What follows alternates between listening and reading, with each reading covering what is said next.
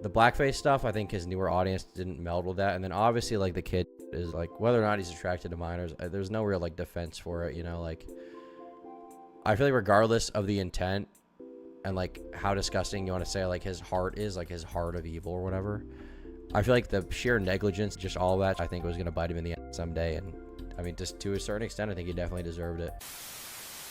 New video was posted by one of my favorite commentary channels, Jimmy Robbins. Someone that I would say is one of the GOATs of video essays right now, okay? He does a great job. I really like these videos. I think they're really well done. He posted one about Shane Dawson, who's someone that I find pretty perplexing, pretty interesting as a YouTube guy, you know? I wasn't really watching the Shane Dawson allegations when they went down years ago. I kind of became aware of it later. The problem is that it was being covered by like T channels and I hate them, right? But this guy makes good videos. I like him. I can tolerate him. And it's called Shane Dawson, The Art of the Constant Rebrand. So it's not just like a cancellation attempt. It's like an analysis of him. It's an analysis, a deep dive. And that's what I like to see. That's what I like to see. Bro's even subbed. Well, I'm on my alt channel, but I'll sub again. Now he's got 2 channels, maybe 3 of mine subscribed to him. So Shane Dawson, The Art of the Constant Rebrand. Let's find out about this. Let's find out what's going on. Shane Dawson is one of the most discussed YouTubers ever, though that's hardly a surprise when you remember that he spent the first half of his career piling up more controversies than you can count. I don't know. I mean, they hurt people. Like, you wouldn't want to be by one. We already said yours. And the second half desperately... Sorry. That's not funny. That caught me off guard. I didn't like that. I did not like that. That was bad. That was bad. All right. I don't think Jamie will ever go down because he has millions of people from other countries watching his content that don't know about all this. I mean, yeah, but he might lose his Amazon deal. That's, you know, possible. Trying to escape that image. I'm going to start by saying I am not a f***ing pedophile. I, Shane Yaw, my real name. How messed up is it that his last name is Yaw? Has anyone thought? I feel like that's the most messed up thing about Shane Dawson. His last name is Yaw? Whose last name is Yaw? What does that even mean? What is the origin of the Yaw name? Yaw, family name. Origin. Irish, English, Chinese. Well, I don't think he's Chinese. Yaw. Shane Yaw. That's insane. Your parents named you Turkey, so what? I hope Vitaly does something about Alex Pereira for real. What is he supposed to do with Alex Pereira? On record saying I am not. Vitaly's like a cringy kick streamer. Alex Pereira is like a world famous MMA fighter. I mean, you hope he'll catch him. you hope he'll catch him in a sting. I doubt that will happen. A pedophile. Because of my videos, now every choice I make, people are going to. There's something so funny about proclaiming, like, just like saying out loud, like, I am not a. Like saying that like to the screen is like crazy. It's just out of context. Like, I am not a. Like, it's crazy. I don't even think Shane is a. By the way, but it is crazy. And while the details of his past have been retreaded 1,000 times, there is a very specific element of Shane Dawson's time as a creator that I think is just as notable. See, while Shane isn't known as one of YouTube's most intelligent creators, he has mastered a unique skill that he arguably invented. A skill that allowed him to succeed where thousands of other creators have failed. Where since 2008, Shane has managed to repeatedly reinvent both his content and image in order to stay at the cutting edge of YouTube. Or at least... He had kind of a Taking Back Sunday look there. That was funny. That's just what one would say. Based. I'm not trying to glaze. Seriously, you're the best content creator on a platform right now? Oh, well, thank you. I appreciate that. I'm definitely not, but thanks. Isn't yaw a unit of measurement for male genitals? You could be right, but I don't want to look up yaw unit of measurement male genitals because I think I might get a bad result. At least he was able to until the past came back to bite him. Which leads one to wonder, how exactly did Shane pull this off? Why is he so desperate to remain relevant on YouTube, and why is this so impressive? Well, for starters, just look at YouTube's history. Creators typically find a specific format that both... Okay, I have to piss again. I'll be back, though. Give me a minute. Shane Yaw! Shane Yaw! My name is Shane Yaw. My last name, it's Yaw. My last name is Shane Yaw. Sorry, what'd you say your last name was? It's Yaw. I'm put on the Stop Gooning hat. The solidarity with Shane Yaw. Shane Yaw. My name is Shane Yaw. How is that a real last? That's not even a real last name. Nobody is called Shane Yaw. What's his dad? Andy Yaw? Viewer... Shane Dawson father. What is his father's name? Kyle Yaw Jr.? What is his mom's name? Teresa Yaw. That's crazy. Yo, that is crazy. Why is his name Yaw? I can't get over this. I can't reconcile with the fact that his name is literally Yaw. How is that a name? No one is named Yaw. And the algorithm reward, so they stick to it for sustained growth. But this is often a double-edged sword, because if the creator keeps that format running for too long, it grows stale. Or YouTube's culture and algorithm will move on to favoring something else. When do you abandon a format that's working that well? Every year we've had formats that do really well, but if I just, if I kept doing the formats that were crushing back in 2020, I wouldn't be where I am now. Eventually they would fizzle out. I'm a big believer in like ending on a format while, it's not too old. But on the other hand, if That's very true. I think there's a really important thing to acknowledge. I've noticed that a lot of YouTubers, and it's not like it never happens because people do get shadow banned, but a lot of people on YouTube will complain about their lack of success as if it's like YouTube's fault. They're like, my videos aren't getting pushed anymore. My videos aren't recommended. And it's like, okay, in some cases, YouTube has shadow ban specific people, usually like political people on like the far right, but typically, the reason some of these videos are not doing well is not because YouTube's shadow banning them. It's because people genuinely don't want to watch them anymore. Is Turkey Tom reference to Jimmy John's? Yeah. Starting petition to change the turkey to Yaw. Yaw Tom. Tom Yaw. Tom is Yaw. But yeah, YouTubers will blame it on anything but themselves. But the reality is, like, you go to their channel, they've been posting the same stuff for the past 10 years. Like, what, you just expected you could ride this one thing forever? You expected you could ride this one concept you came up with when you were 17 years old until you died? Like, that's not how things work. You have to change up what you're doing. You really do. Often. A lot. You do. You got to change your whole swag once in a while. You got to, at the very least, innovate within the genre that you're in and make the videos better. You can't just expect to post the same thing you've been posting for a long time and make that work, right? People get tired. People get bored of shit. People get bored of the same video format over and over. So you got to innovate. You got to change what you're doing or you're going to fall off. You will. And a lot of the time, by the time you realize it, it might be too late. You might have already fallen off. And it's not that you can't get back on, but what Mr. Beast understands, what he's saying is like, you have to get out while it's still good. It's almost an art, the art of getting out while it's still good, right? Things are going super well for me right now. Things are really good. I'm like a monkey. I push button, I get what I want. I'll push button forever to get what I want. But it's like, no. That's not going to be the case. Eventually, that's going to run out. You got to go to a different button. You got to, pull a lever instead. If those creators start making changes to their content, they'd risk alienating both viewers and the algorithm. Like, if no one knows what to expect from a channel, it makes it harder to support. Or people just won't like the new format. So a lot of you... I feel like using iDubbbz footage there is kind of a bad choice because that's not what really happened with iDubbbz. He stopped making content cop, but he still had success after that. Like, he did the Airsoft Fatty video, for example. That video got 20 million views. I don't think people stopped watching iDubbbz because he didn't make content cop. I think they stopped watching him because his videos started to suck at a certain point, right? He quit content cop. He still had success for a long time. For years. He was doing the documentaries. I mean, the one about Airsoft Fatty got, 20 million views, 25 million views? I think it got more views than half of the content cop videos, right? Obviously, there were people that were turned off by that video he made, but I don't think that was everyone. He just stopped making content that people liked. I still watch him. He made a fidget based. YouTubers have historically responded to this by starting a second channel where they are more experimental, which makes a lot of sense. If your experiment blows up in your face, then your original channel can remain a strong source of income. And on the off chance these risks do pay off, you're either left with two sources of income or the option to jump ship entirely. This allows the creator to either try out a format that requires less effort and is therefore more... Hey, that's what I did. That's me. That's what we're doing right now. I also make main channel videos. They're still doing well, but I have the second channel. I stream. I have the stream channel. I have Tom IRL. I'm diversifying my content, not only because I enjoy it, but because I know it is advantageous for my business to diversify what I do, broaden my appeal, take in other income streams, and not have all my pie in one basket, okay? Very true. Ludwig did it too.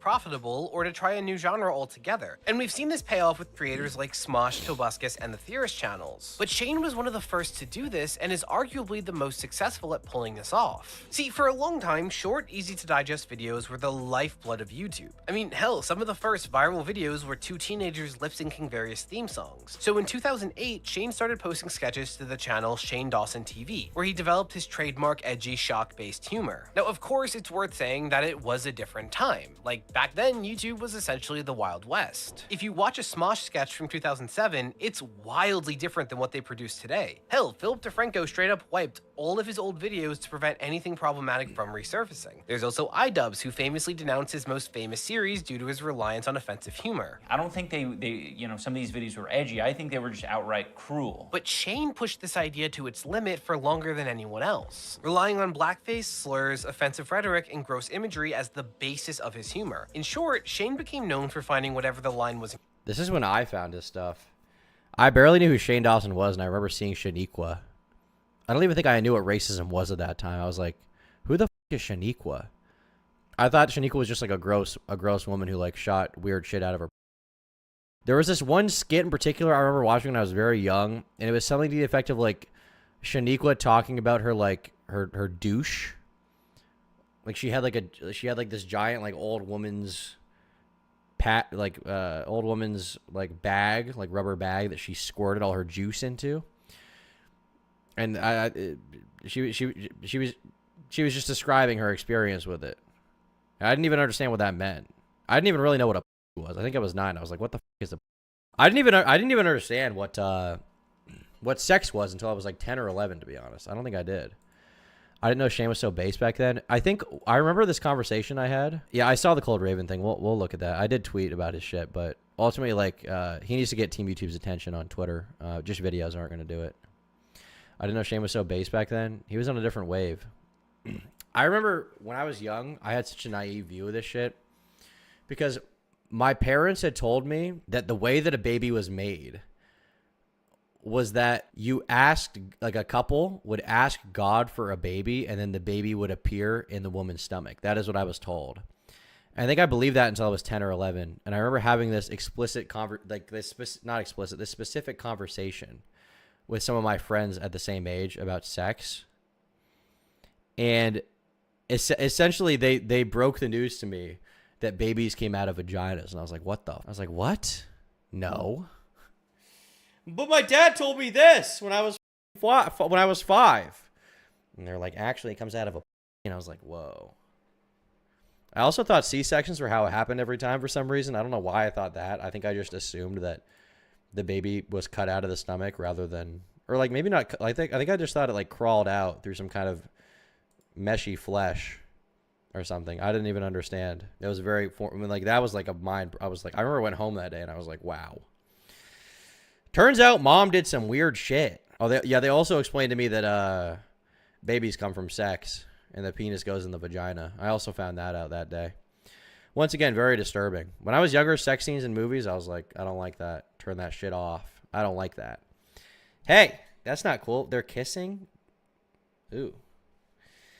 Gross. In comedy and trampling over it. And this strategy served Shane really well for years, with him becoming the 3rd most subscribed to YouTuber by early 2010. But as he entered the 2010s, Shane's style presented quite a few issues. Though that might be putting it lightly, seeing as how Shane is still dealing with the fallout of these hurdles over a decade later, which you'll see. So what exactly were these changes that were forcing Shane to stay on his toes? For one, YouTube was slowly basing the platform on watch time over other metrics, meaning shorter videos would be at a considerable disadvantage, both in terms of how many views they could expect, but what a strange, creepy look that one is. I don't like that.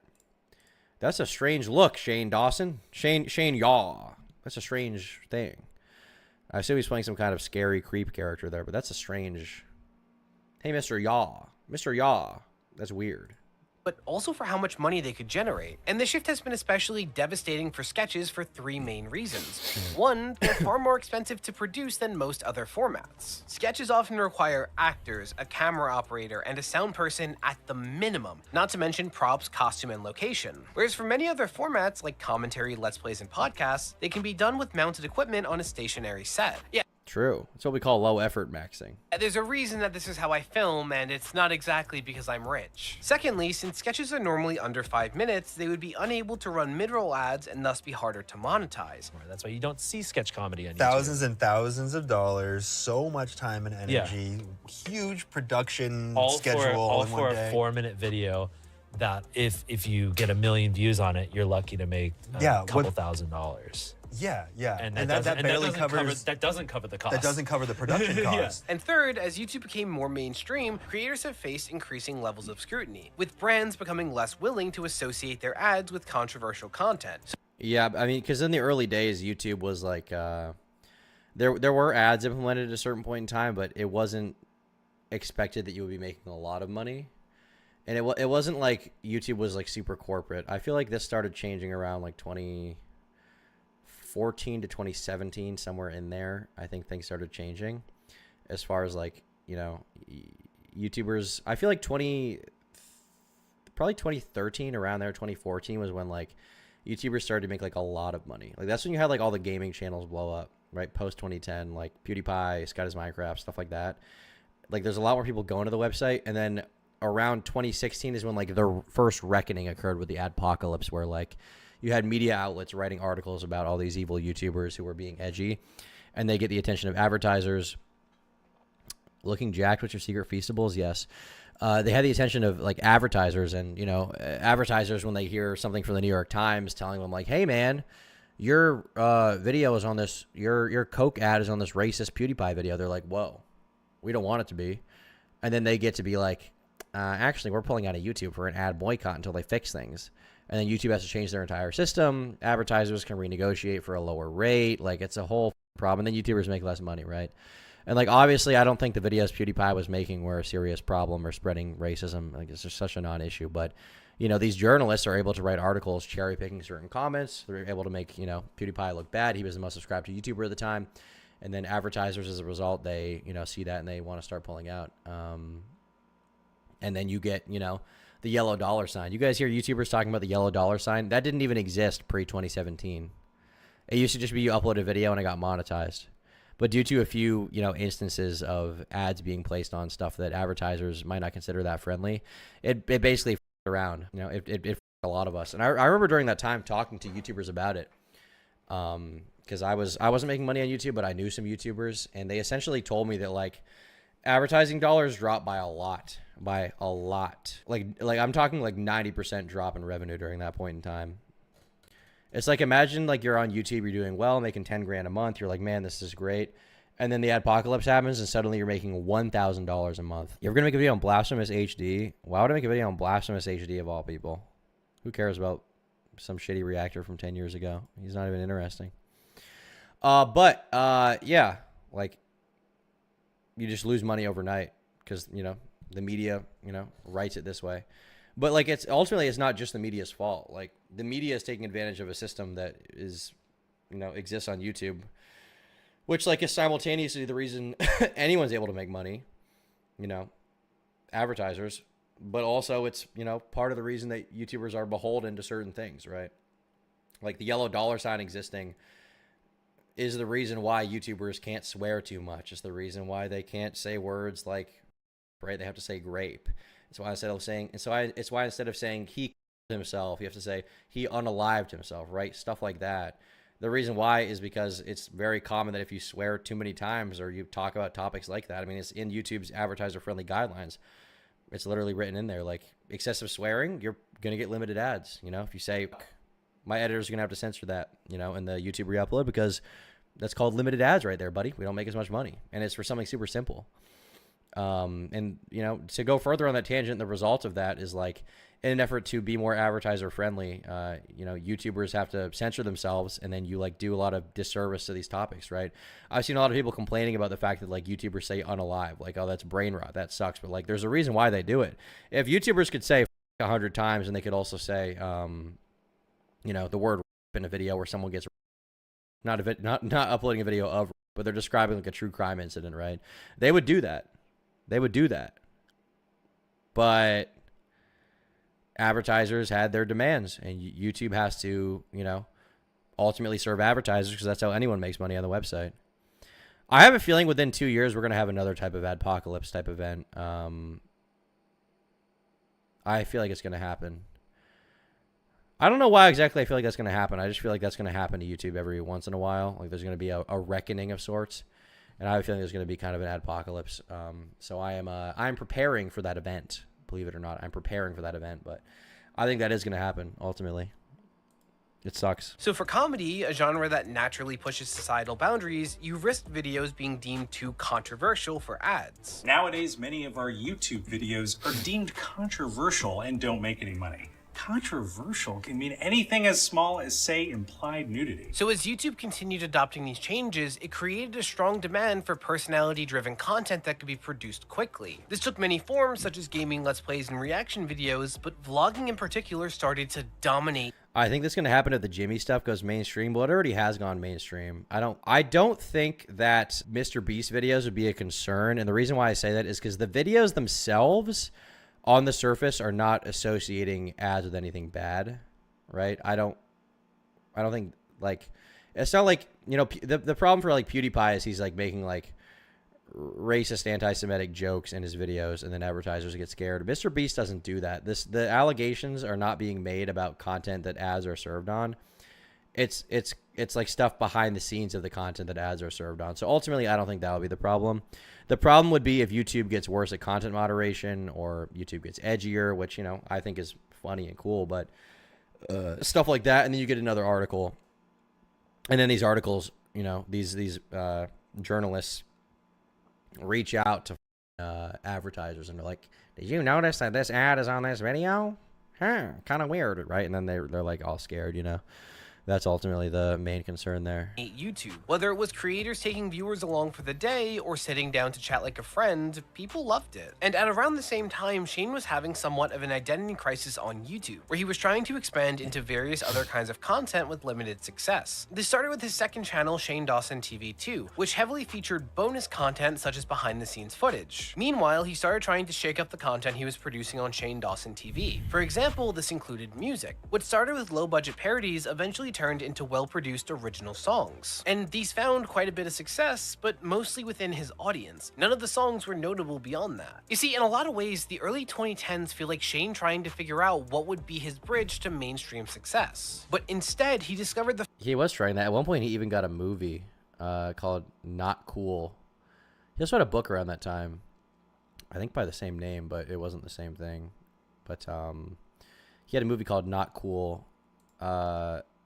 Bad movie, by the way, but there is one funny part. Oh, he was also in he was in some shitty horror movie called Smile, I think. But yeah, Not Cool, and I think it somehow won a film competition, and the reason why is because he like rigged the vote with his audience. Yeah, this thing. There's this one part from the trailer that I remember at the time made me laugh a lot. It's from the end of the trailer. 9 years ago, damn. See if it still hits. It still hit a little bit. I didn't fall on the floor like I did when I was a young child, but you know what? It still hit to a certain extent. If YouTube vanishes, your brand would still stand. That's an interesting thing to say, but not really. It would be a lot of building up. If YouTube vanished, I would be for a while. I could figure it out, I think, but it'd be a nightmare. Your brand would still stand. Yeah, but where do people get their like content from? It's YouTube. You know? That's where people get their content from. It's YouTube. Getting people to go to a different website to watch anything, like getting people to go to any website outside of like 4 websites is already so difficult, right? It's so difficult. Nobody wants to use anything.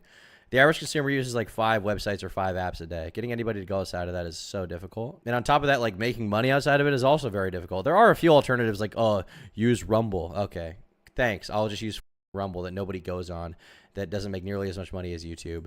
And it's like, oh, well, ad rates are comparable. Okay, yeah, maybe. But like the accessibility of people seeing your shit on Rumble is so much more difficult.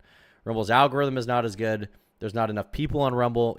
Like Mr. Beast could not exist on Rumble. He could not. Vimeo, yeah. Rumble's getting bigger. Rumble is not getting 1% of 1% of the viewership of YouTube. There's just no chance. How many people use Rumble? 78 million monthly active users. Okay, that seems like a lot. Wow, that seems like a lot of people. How many people use YouTube monthly? 2.5 billion. It is not even close. It's not even close. Just got back from a Slipknot concert. Wish I could have watched the stream. Good night. Hope it was fun, buddy. They put on a good live show. Like, it's not even close. Rumble's getting bigger. Rumble will never be nearly as big as YouTube. I'm sorry. It's not going to happen. So, yeah, without YouTube, maybe you can figure it out if you're like, you know, Sneeko. You can make some money. I don't think Sneeko's hard for cash right now. But it's just not the same as YouTube. The reach is not the same. Yeah, but how many creators are on Rumble might be less competition. What you don't understand is that the issue for going to Rumble is not, or like Rumble versus YouTube, like there's no issue on YouTube with competition, right? That's not an issue for YouTubers. How many people make commentary videos, right? How many people can you name off the top of your head make commentary videos? So many people, right? Is there too much competition? No. If you make good videos, people will watch it. YouTube is so big that if you want to see any kind of content, you can find it, right? I don't feel like I'm competing with Moist Critical by any metric, by any means. I don't. Because there's so many people on YouTube. Everybody's on YouTube. 2.5 billion people monthly are on YouTube. That's a third of the world's population. Like, the issue is not competition. The issue is not like a finite amount of views. That's not the issue with. That's not an issue with YouTube. It's just not. Rumble has a vibrator ad though. Pete Gooning. Wow, amazing. The first step to making his YouTube career everlasting. See, in 2010, he started the YouTube channel Shane and eventually began posting daily vlogs that showcased more of him as a media personality rather than a creative. And the main point that I'm making here is how skilled Shane is at jumping between different forms of content, right? But at first, he wasn't. It took a while for Shane's vlogs to start taking off, though the same could actually be said about his sketches. While the Shane Dawson TV channel was basically an overnight success, it wasn't actually Shane's first channel. That first year after high school, I was making videos with my friends, putting them up on YouTube. Nobody was watching. Was this your current channel, or was it another channel? No. This was like Shane Yaw. It's not there anymore. Oh, I remember this. Wait, this is from 2019? I swear this is from way older than that. Maybe it's not. I remember listening to some podcast from back in the day that Rhett and Link were doing with different YouTubers. Is this a repost, though? Oh, 2013. This isn't the title. Yeah. I remember listening to this. I want to say I listened to it on SoundCloud. Rhett and Link were doing interviews with all the biggest YouTubers, and they got Shane on. People call Idos and Filthy Frank comedic geniuses when arguably the Paul brothers and Shane Dawson made similar content and they're scrutinized. So I see what you're saying. I'll tell you why, but I'll tell you where I differ, okay? So what you're saying is that people call Filthy Frank and Idubbbz comedic geniuses when arguably the Paul brothers and Shane Dawson made similar content. So what people say out loud, okay, what they say out loud is like, I hate old Shane Dawson because he was racist, right? That's what they say out loud. And they say, I hate Jake Paul because he was raunchy, was annoying in public, shit like that, right? Many of the same people still think Filthy Frank and Idubbbz are funny. Now, why do they say this? The reason why is because they don't actually have an aversion to, you know, dark/edgy humor. What they truly have an aversion to is when it's done poorly or it's cringe or it's convenient to call it out because they feel better about themselves, right? Nobody's calling out Filthy Frank for edgy humor. Why? Because people don't truly care about edgy humor if it's funny, right? The same goes for Idubbbz. People don't actually care about edgy humor if it's actually funny. They just don't.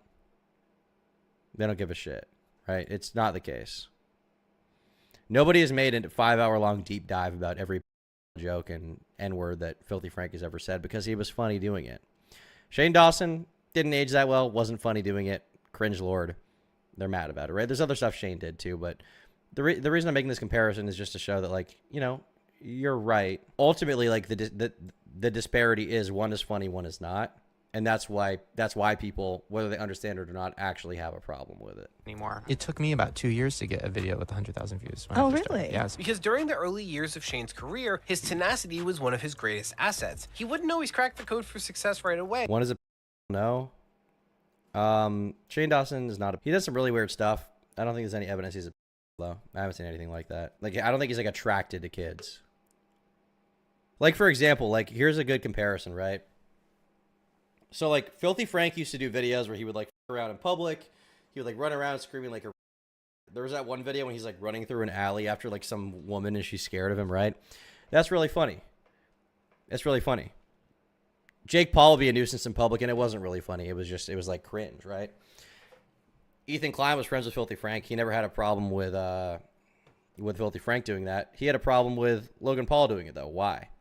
Or sorry, with Jake Paul doing it. Why? Well, Jake Paul's unfunny and like a cringe, like hype beast, full of himself asshole. And Filthy Frank is like a self-aware, genuinely funny person. Like to my read of that situation is basically like it's okay to be really edgy if you're really funny.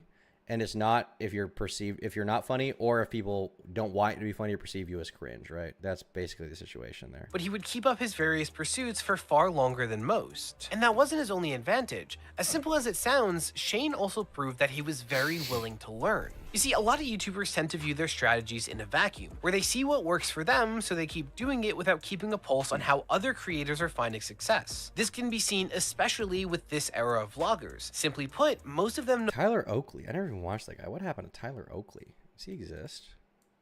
What did Tyler Oakley even do? He was like one of YouTube's golden boys. Wow, his channel's dead. Oh my god. The only videos he's even posting are about how he's not around anymore. See you later. What happened to Tyler Oakley? Aging on the internet. Creativity, imposter syndrome, and the beauty of bad art.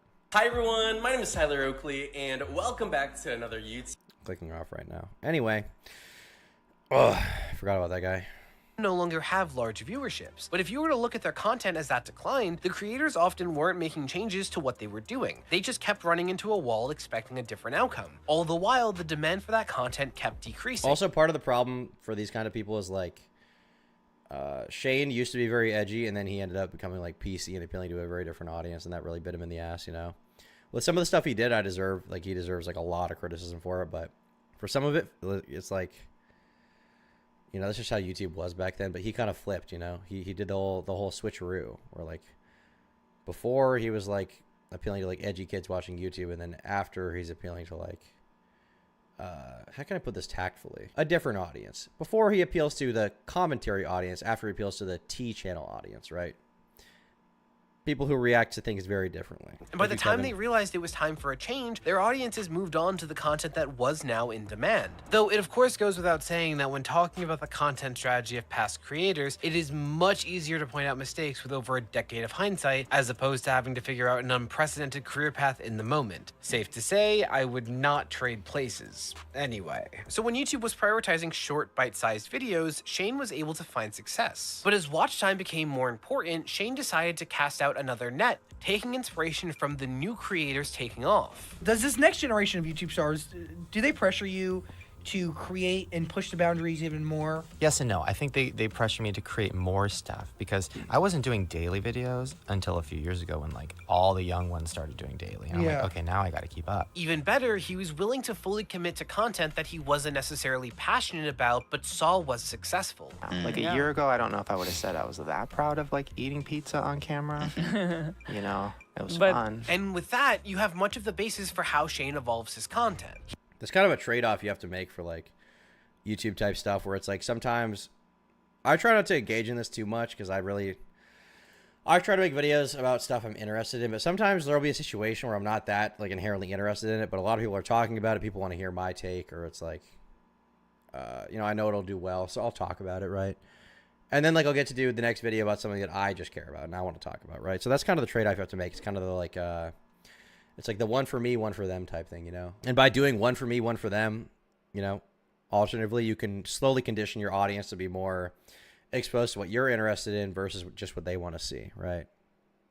So like, for example, let's say you're only doing videos about what the audience wants, right? What the audience wants. And you know, that's working out for the time being. But eventually you stop being interested in that kind of stuff. Well, by not diversifying the topics you're talking about or the content you're making, you're pigeonholing yourself into only being able to talk about one thing. This is something that, to Critical's credit, he managed to avoid, right? Because, like, he's good at... Are Critical's biggest videos about drama? Yes, 1000%. There's no doubt about it. His biggest videos of all time, for the most part, are about drama. Let's go to his channel. But if you go to his channel, he's still doing pretty well since he stopped covering drama recently, right? Now, why is that? Well, it's because for years he's been doing, you know, a video a day, multiple videos a day, and, you know, a lot of them are not drama, right? It's stuff he's interested in. Moe's versus Chipotle. Chris Brown's getting sued. I guess that's drama. Is the new Deadpool good? That's not drama. Weirdest restaurant ever? That's not drama. Annual check-in? That's not drama. This is drama. This is not drama. This is video about bowling. Storytime video about bowling. Chipotle is a scam. That's not drama. And these videos still do very well. Now, obviously, if you sort his channel by most popular. This video is kind of an exception, I would say, because this is like, he's in a movie. But it's still... Actually, that's not really an exception. His most popular video isn't even a drama video. It's not. This isn't a drama video either. This isn't a drama video. And this isn't a drama video. Now, if you scroll down a bit, obviously, you know, these are 5-6 years old. More recently, you know, EDP situation, 18 million views. Drama, drama, drama. Drama, drama, drama, drama. Kind of drama. Kind of not. Actually, not really drama. But, like, he's always been good at, like, I think diversifying what he does. And, like, not making every single video he does about, like, the current drama slop. Because if he did that, he knows he would be pigeonholed into that. And that's why he was able to, like, stop talking about YouTube drama recently and just make whatever the fuck he wants. And he's still doing pretty well, you know? Now, are the videos all getting 17 million views? No. But he's still making money, you know? And if he had been making only drama videos for years on end, then as soon as he wants to talk about something else, nobody would watch. So that's kind of the thing you have to do as a YouTuber to maintain, like, some semblance of independence from what you talk about. You want to make the content more about you and your personality, what you're interested in, than just the topics you talk about, right? Observing how other creators find success, he's willing to take a gamble without an immediate return, and he's willing to put effort into content regardless of how passionate he is about it. And these are all traits that can make someone very adaptable. Shane also started noticing that collabs were becoming more prevalent on YouTube, where creators would often make videos together in order to exchange exposure to their subscribers and hope— What a crazy collab. Ray William Johnson and Smosh. God damn. Shut up. I like that shirt. Oh, dude, Ray is ripped out. Where can I buy that shirt? Look at this, like, Affliction Y2K swag. Whoa. Give me that now. Hopefully siphon off of each other. And while some of these dynamics were based on close friendships that had formed throughout their time making content, plenty of creators would just meet for the sole purpose of collaborating. I'm just collabing with my friends, though I only know their screen names. So in 2013, Shane took exactly what worked for his sketches and applied it to his vlogs. He adopted the strategy of other creators, but took it to the extreme in order to stand out. Enter Joey Graceffa. See, until this point, Shane mostly worked with people he was friends with. He kept a fairly tight circle, but this year marked him starting to branch out and become part of the larger creator And Jack's Films has a different look back then. community. I don't even know a lot about Joey Graceffa. What did Joey Graceffa even get famous for? I remember this name. I know what he looks like. I know he was in that YouTube Red show that I never watched called Own the Night. But what is he like? Oldest. Latest. What is the most popular stuff he's ever done?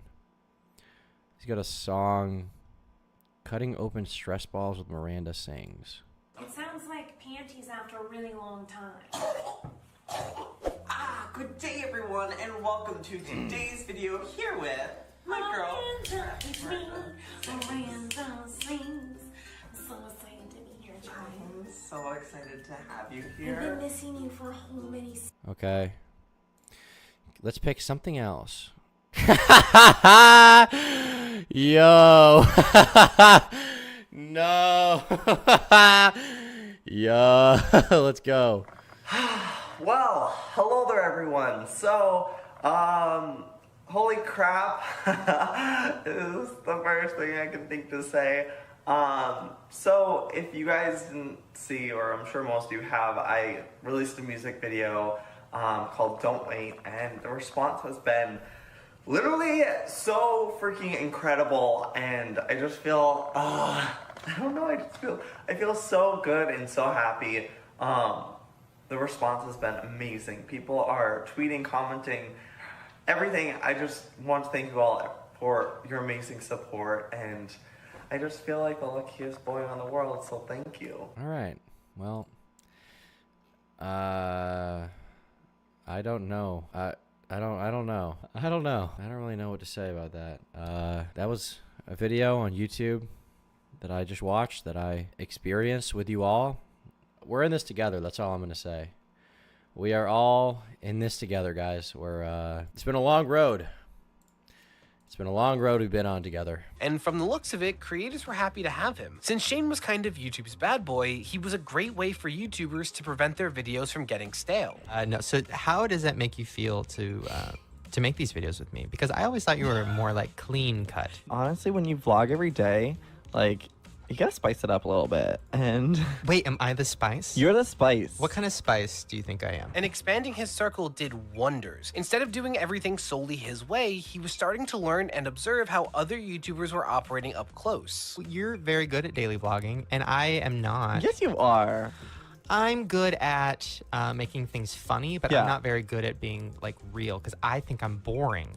And you don't care if you think you're boring or not. You film everything, and I am not confident enough to do that. And while Shane began befriending all kinds of YouTubers, him and Joey became somewhat of a duo. And in true Shane Dawson fashion, he took the collaborations that had worked for thousands of creators and took it further than any of them were willing to. See, while many YouTubers would humor fans shipping them, Shane and Joey steered right into it and found— Tom, you heard about the recent Shad chat leaks, which includes Ricky, apparently? No. I think Ricky Berwick talked about the Shad stuff already, but no, I haven't seen that. I don't know. I don't really want to look at that right now. In the middle of something. a lot of success by doing so. I mean, you have to kind of become friends when you kiss somebody. I know. Have you kissed any of your other ships? In videos or in real life? Why were they kissing? What the hell? They're doing it so And then much. me and Joey decided after that video, Joey became kind of a big ship. Yeah. And now we're just making really uncomfortable videos that literally every time I make one, Lisa looks at me and goes, I mean, just f already on Oh camera. my God. So they were just like pandering to gay people essentially, but they weren't like dating, right? They weren't really attracted. Are either of them? Joey Graceffa is gay, I think.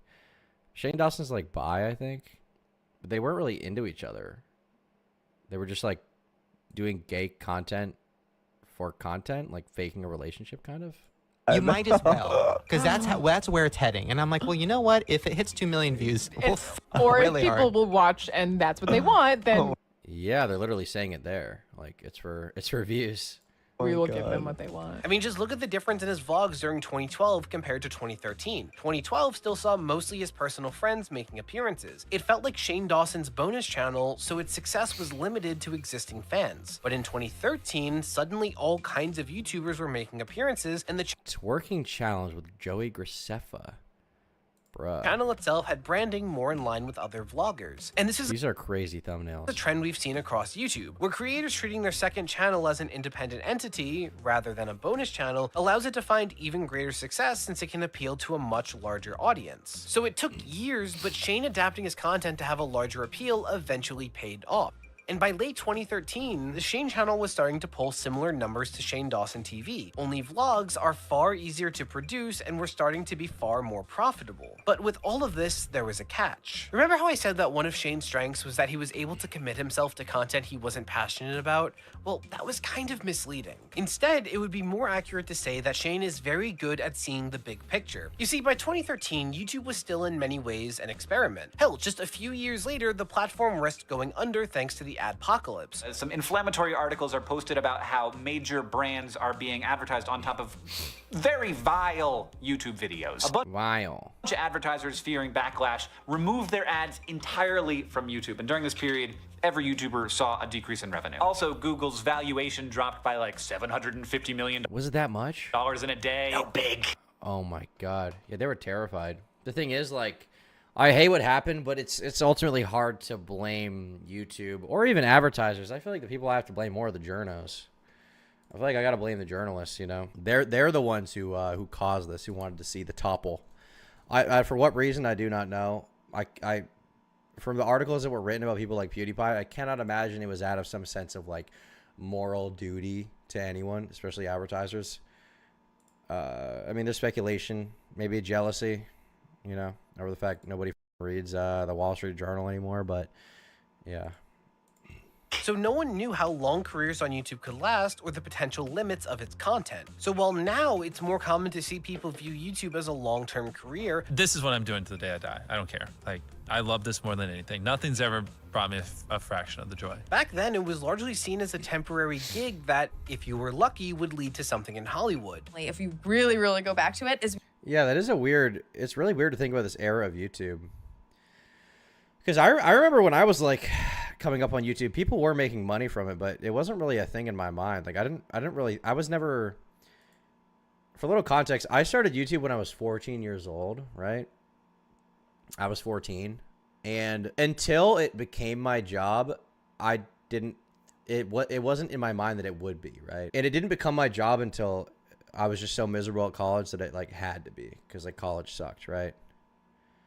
Like when I started YouTube, I wasn't even intent on making money, you know, for like, I want to say for 3 or 4 years of me doing it, I wasn't making any money, and it wasn't even a concern for me. Like it wasn't something I was even thinking about. It wasn't even in the back of my mind. It was just like, oh, I'll just do YouTube. It's fun. I'll probably have to get a normal job. Maybe I'll make a little money. But for the first while I was doing my channel, because I remember I got monetized at some point, but I was so unconcerned with it that I would just put copyrighted songs in my videos and let them get claimed, and I didn't give a And I remember talking to like YouTubers at the time that I knew who were making money, who were like adults and professionals. And they were like, you missed out on $10,000. And I was like, yeah, probably, but I don't really care, you know? And $10,000 on one video, keep in mind. Like it didn't bother me. I got genuine satisfaction out of making the videos and seeing the views go up. That's all I cared about. But once I was at college and I realized like people who work in like traditional media don't make any money, first of all. And secondly, like, I don't want to answer to some like corporate company shithead. I don't want to answer to them. I don't want to work at like BuzzFeed or something. Then I quickly realized like, I really want to make this work. And that's when I started taking it seriously, you know? Like I was making some money on YouTube throughout, I want to say, when was I in college? I guess I entered college in 2020 and I did 3 semesters. So I would have left sometime in, I think it was November 2020. Did I drop out? Something like that. I'm trying to think of the timeline because I did 3 semesters because I was in high school starting in 2016, graduated 2020. I went to college at the end of 2020. I did 1 semester. I did another semester. So a year later, it would have been 2021. But late 2021. Then I did another semester. I can't figure out the timeline right now. I'm like, but I dropped out after my 3rd semester. And when I dropped out, because I was thinking about it for a long time, and in the time leading up to dropping out, because the first 2 semesters I was at college, I was like, you know, it was tolerable. But my 3rd semester, the dorm I was in was so shitty, and the classes were so, and like I was quickly realizing like I'm paying, you know, I didn't go to an amazing college. I went to like a mid-tier college. I had like a decent, I think I had like I didn't have like a full academic scholarship or anything, but I had like a decent scholarship to get some money off, right? But I was still, even with all that, I think the total cost of me going there per year to a school that I think that starting money going in would have been like 50 or 60, like without aid or anything. I think my total cost would have been 25 a year ish. I was like, so I'm going to pay $100,000 a year. Or sorry, I'm going to pay $100,000 by the end of this. Probably going to have like 40 grand in debt by the end of it. And for what? Like for what? What am I going to get as a result of this? Like I'm going to make like 42 grand a year living in like New York City probably, or like close to New York and like Connecticut. You're going to have like a shitty commute to work. I'm going to have to answer to some boss I don't like, write about some shit I don't care about. It's just going to suck. And then I was like, wait, I have this other thing, YouTube, that I'm monetized on that like I've made a couple $1,000s a month from it before. I could just do that. Why don't I just do that? And then my 3rd semester, I just started doing it. And I was just kind of, it was a very weird, uneasy time for me, I would say. There's videos of me on this channel, I think, talking about it at the time. I was like very uncertain when I was dropping out, you know. I was like, I think at the time I didn't talk about it directly, publicly, like as far as my uncertainty, because I didn't want to seem so unconfident / uncertain, but I definitely was.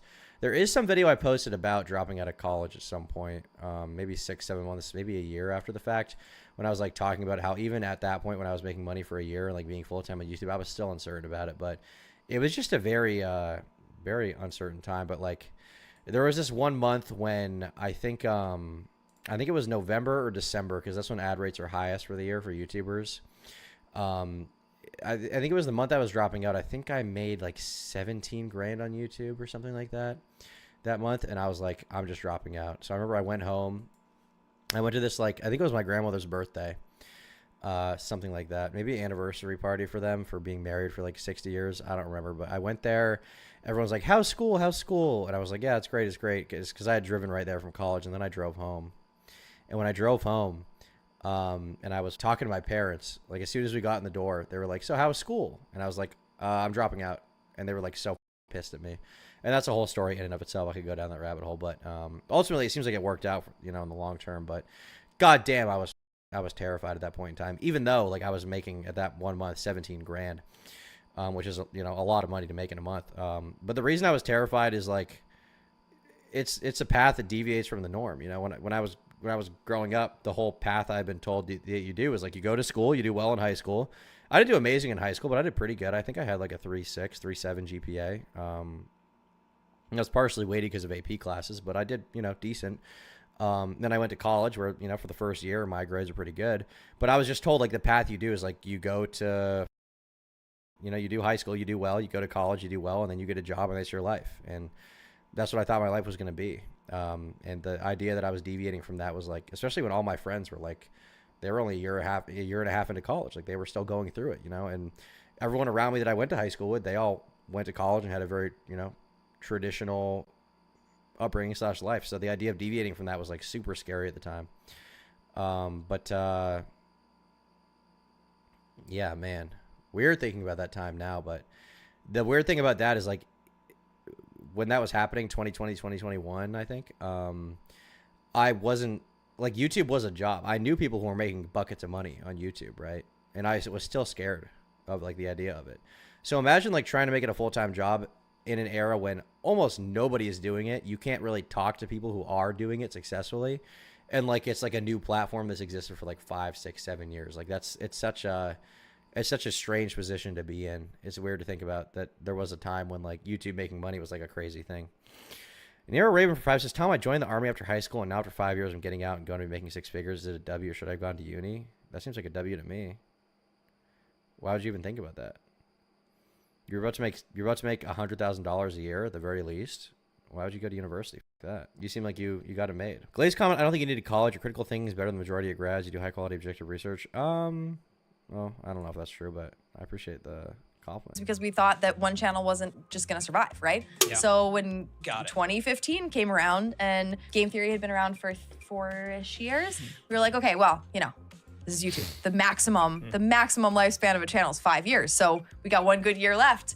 And we were like, launch a new channel. Let's launch it. Man, this is an interesting video. Yeah, that was the thing too. There was this impression back then that I feel like doesn't even exist anymore. There was this impression that like, if you do YouTube, you might get 3 or 4 good years out of it, and then you're done. That's the lifespan of a channel. But that's clearly not the case anymore, right? I think the reason why that perception existed is the first people to blow up on YouTube were rather gimmicky, like take Fred, for example. What the f did Fred make? He was like, oh my gamut, like just like silly, stupid videos. There's no real depth, I'm not trying to shit on Fred too much, but there's no real depth to that kind of content.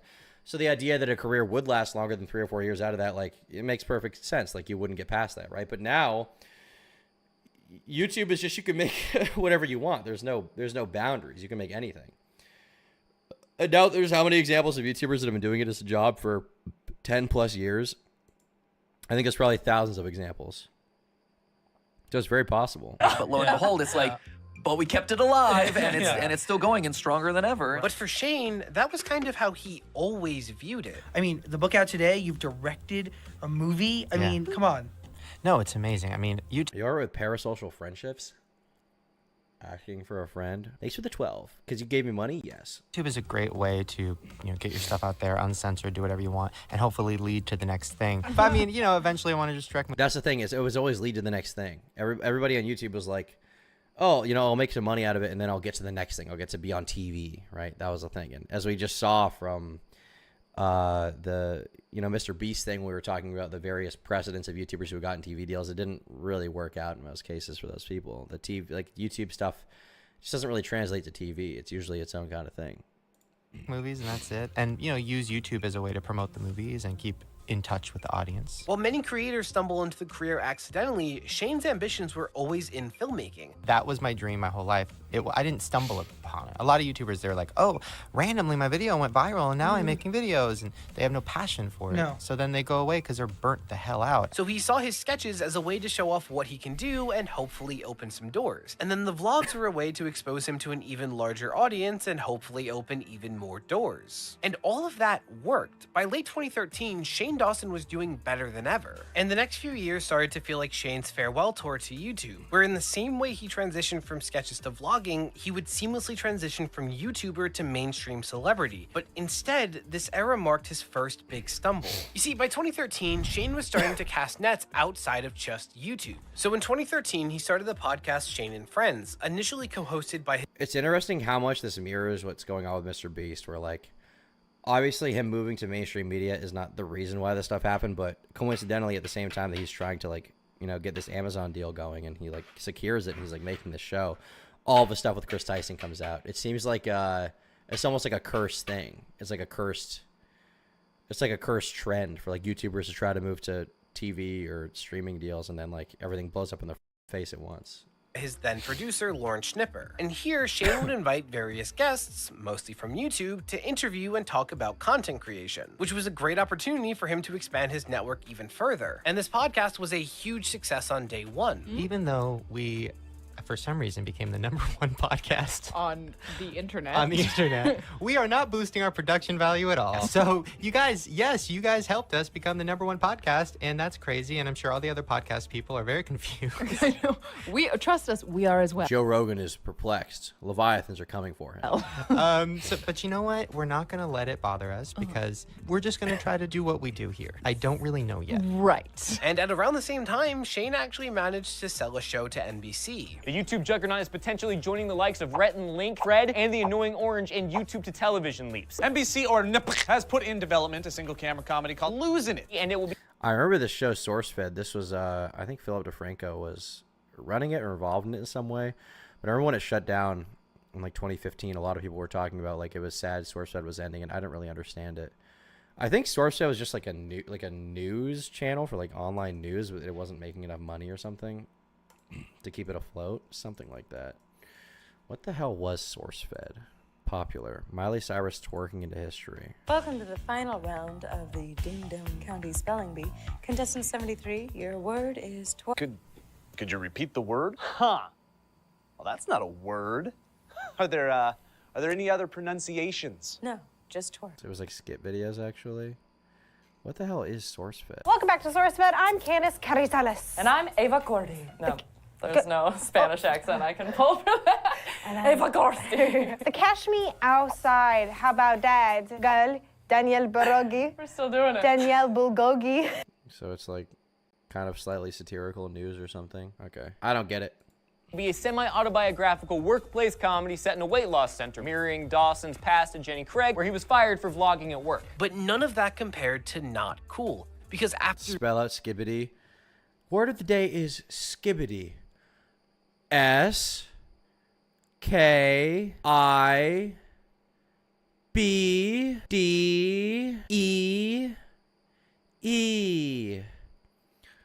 That is incorrect. The proper spelling was S-K-I-B-I-D-I. The prize goes to Kai Sinat. You have now won. Chat, I won! Chat, I won! Yeah, chat, that's what's up, chat! Aiden Ross has failed the challenge. Nah, man, for real. I'm so goofy, I'm so goofy, After years, Shane— I knew that one. I'm so goofy, Bro thinks he's the teacher. Had finally made it to Hollywood. In 2014, he announced that he would be making his directorial debut with the feature-length film Not Cool. So there you guys go. That is the first trailer for my first movie ever. Oh my God, I have so many feelings. I am so excited for you guys to see this movie. I am so proud of it, and you guys are gonna love it. It'll most likely be in theaters, and it'll be probably on demand and maybe on TV, and it'll be a lot of places for you guys to see it. Which, fun fact, the female lead for Not Cool is now a huge voice actress, known for playing Makoto Nijima, V from Cyberpunk, and a whole slew of other roles. Now, Johanna! Let's get him, Chun. But this film was being produced as part of the reality show The Chair, which sought to document an ambitious experiment in filmmaking. What would happen if you gave two novice filmmakers with unique styles— And I think whoever the other filmmaker was like the real filmmaker, and Shane was like the bad one, but somehow he got it. I think he rigged the vote in his favor. I think he was like, all my audience vote for this film, and that's why he won. But then like the executives were like, this movie sucks. His art is bad. He was like, I got the votes, guys. I got the votes. I got the votes. There's no doubt about it. I got the votes. Whatever the Democrats say, I got the votes. Oh, sir, can we talk about your false slate of lectures? I got the votes. They stole it. Mail-in voting. Should have ended it. I called it. What did you expect from the Patriots? The same screenplay and resources and told them to turn it into a movie. Though it's worth noting that while the I'm pretty sure Zachary Quinto hated Shane. Was he involved in this? This Spock, right? Was he involved in this? Did he hate Shane Dawson? premise was really interesting, the execution of this idea was kind of stupid. See, the winner of this contest would receive $250,000 in the hopes of supporting the next up-and-coming filmmaker, but the winner would be decided by a public vote online. Only problem is, the two contestants were Shane Dawson, who had millions of fans, and A.M. Lucas, who was a complete unknown. Like, almost half of the voters were eliminated for failing a quiz. Activation word, Ronald McDonald. Is meant to verify that the voter had seen both films, likely because Shane's fans were bombarding the vote. So while Shane won the contest, Lucas's film is universally considered the better project. So going into 2015, it seemed like Shane was in his final days as a YouTuber. He stole it. He owned her, bro. He rigged it.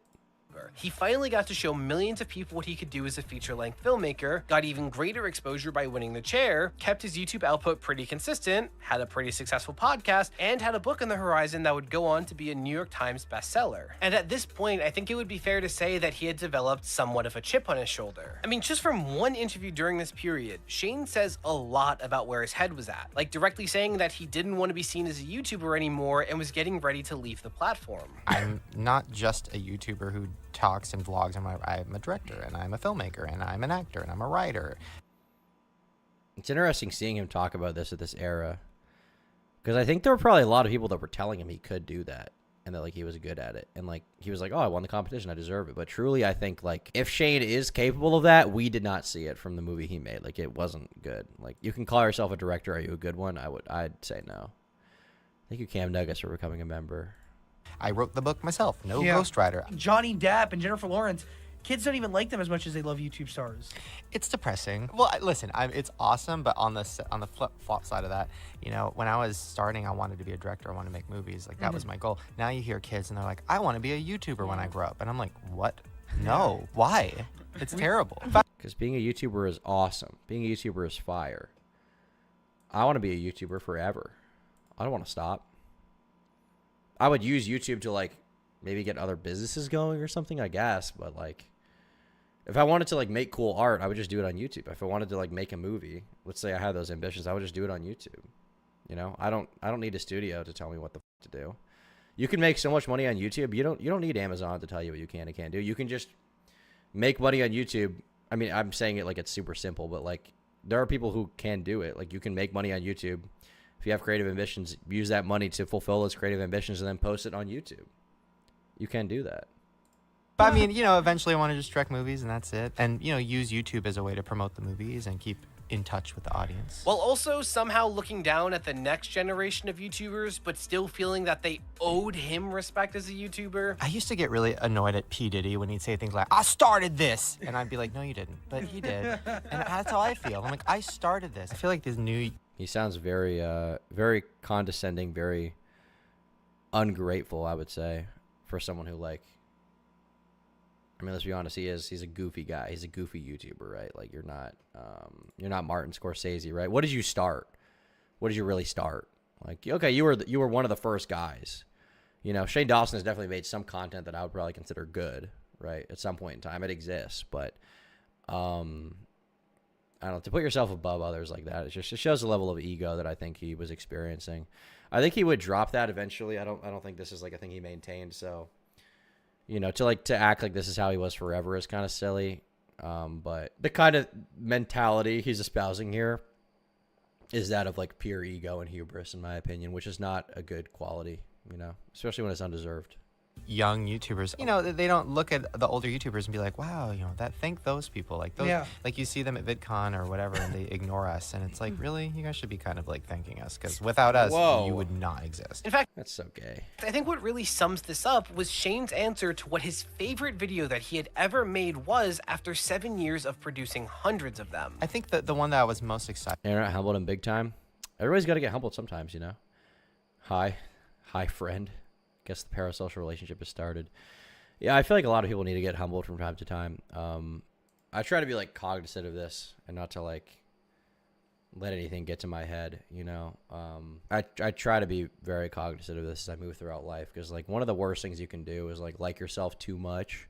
Obviously, you should like yourself as a person. You shouldn't hate yourself, but you should always be willing to be critical of yourself and not like think that you're necessarily above other people, you know. Big numbers easily get to your head. Yeah, I think so. Or just like people like part of the problem is when you're a YouTuber, like you'll get like, if you really try, you can get a lot of positive affirmation. You could get a lot of positive affirmation, you know. I try not to read YouTube comments too much, you know, because it's just like, you know, it's not that productive. I will read it sometimes if I notice a video has like largely like dislikes and I'm like perplexed by that. I will check the comments and see what people are saying, but I try not to read positive YouTube comments that much because I feel like first of all, I don't really need the validation. I don't need people to tell me like, oh my God, I love your video. You know, I appreciate it, obviously, like when people say that, but like, I don't feel like I need that kind of thing. And also like, if you're spending all day, every day reading people sucking your giving you the sloppiest head of all time, you're probably going to like yourself more than you should. Right. Like you probably are. And I don't think that's good. Excited about was this isn't even a video, but I, you know, put my movie trailer up last year and that was like a huge deal for me. I was crying as I was uploading it. I mean, it was a big deal. But hey, maybe he was just ready to move on. But I just spent a bunch of time talking about Shane's 2-year hot streak off of YouTube. So how exactly? You sound like Shane. I'm curious why you say that. Why do you say that? Elise Jones. What makes you think that? Exactly could Shane's movie have been his first big Do you mean my voice or like the things I'm saying? It led to the start of a very particular pattern, where Shane would launch into a new pursuit. It would initially be incredibly successful due to his viewership, but then would quickly stagnate as it failed to appeal to the masses. For example, Shane's second book from 2016 is promoted as the instant #1 New York Times bestseller, which it was. What you were saying? What about what I'm saying sounds like what Shane said, out of curiosity. For a couple of weeks, at which point it quickly plummeted down the charts. Then there's his film Not Cool, which is never discussed unless it's someone making fun of it. To be honest, I've watched this film 4 times now, and I still don't actually have a full concept of what the is going on in this movie. I am genuinely baffled at This guy used to be fat. I forgot that. Damn. How terrible. You put yourself down by reading the lows? Okay, so what I was saying is not that I put myself down by reading the lows. What I'm saying, because I feel like if you thought that, you misinterpreted it. What I'm saying is that I already have a decent baseline for myself for like thinking that I'm like acting in good faith and making good content. So I don't need positive affirmation. I'm not putting myself down by reading the lows. I'm reading criticism to see if there's something worthy of me being criticized about so that I can like take that into account, take into account if I should respond to it, take into account if it's unfounded, like stuff like that. I'm not, when I get like a negative comment on YouTube, I don't have like a bad day. I'm not like putting myself down. Like when I get like a negative comment or like a critical comment or something, it doesn't like affect my mood. It's more just like, if I can read this objectively, how am I gonna like move forward, you know? If like, for example, like I said, because what I referenced was like, if a video has a high dislike counter, right? If a video has a high dislike counter, there's a few things that could have occurred. One thing is that I'm just wrong about something. Another thing is that I'm right, but I presented something the wrong way. Or a third thing is that I'm right, but a large amount of people disagree with that. And either I didn't do a good enough job of communicating that idea, or the people who watched it were unwilling to listen to that kind of idea, right? These are like the options. So, yeah. Here's some critique. You need to stop playing defense for people you do documentaries about. What do you mean by that? Who do I play defense for? Bogdan me off. I'm right or I'm right, lol. The first option I said was that literally the first thing I said is that it's possible I'm completely wrong. Literally the first thing I said is it's possible I'm completely wrong. See, it was ultimately never produced, and his podcast started off at #1, yes, but as podcasts became more mainstream, he was quickly overlooked in favor of the competition. But what was the problem? He had shown on YouTube that he was basically a chameleon at making content. So what was he missing to achieve success? Well, for mainstream projects, it can be pretty important to have mass appeal, which Shane struggled with finding. Because Shane had figured out how to appeal to the YouTube audience, but seemed to not understand that the people consuming traditional media wouldn't be entertained by the same content. He's been making his comedy for a specific audience, and he's catered to them, and it's how he's been able to grow his brand. Does that brand translate into a longer format? No, it doesn't. And that's, I mean, this is what we talked about with Annoying Orange. Like, I feel like Annoying Orange works, you know, you can say it's cringe in retrospect, whatever. It, within that time period, it worked very well for like a 3-minute, it worked very well for like a 3-minute little silly animation with, like, you know, kind of a limited number of punchlines. It didn't work as well when you try to stretch it into an 11-minute show. Like, putting Annoying Orange in a plot, frankly, there's just not enough depth for that, right? And the same applies to, like, Fred, right? Like, Fred, even to a greater extent, Fred works as, like, or worked, I guess, as, like, a 3-minute video of, like, Lucas screaming or whatever. Oh, my gamut! Like, that worked. But, like, trying to, like, stretch Fred just because of the notoriety of it into, like, a 90 minutes to, like, 2-hour movie. Like, there's just not enough depth there to really make anything good out of that, you know? Story. I know it's what Shane has done in a lot of his YouTube content, but this isn't YouTube. And this is where we're talking about the differentiation between making... It's Kino. I mean, it is Kino, but not in the way that they intended, I think. But it is Kino. Feature film and making an extended YouTube video. But what's perhaps more important is your reputation in the industry. You see, I actually have a theory as someone who watched his content at the time and stopped being a fan specifically because of Not Cool and The Chair. And in the 10 years since, I've actually gotten my degree in film, I've worked in the industry, and I've had multiple mentors with decades of experience. So with all of that said, I truly believe that Shane got himself blacklisted from Hollywood. And I think that's the reason that, spoilers, Shane has since basically given up on his dreams of Hollywood despite how hostile YouTube now is towards him. And hey, Shane Dawson is here, up for Creator of the Year. Spent half his career in blackface. Huh? Nobody remembers? Wait, they did this 6 years ago? I don't remember that. I didn't know someone called him out at the streamies. What the hell? I didn't know that even happened. John Kozart roast Lily saying, I mean, this isn't just a roast. He's like Shane Dawson's shitty, right? Remembers He's a bad person. Nene in this room? Okay. As a black creator myself, who's essentially grown up on the platform, I had a front row seat to the rise of Shane Dawson TV. And I just gotta say, it was so refreshing to see someone reach such heights who looked just like me. Representation matters. Now, I just threw a lot at you. All right. I don't love Jarvis's videos, but that was kind of funny. That was funny.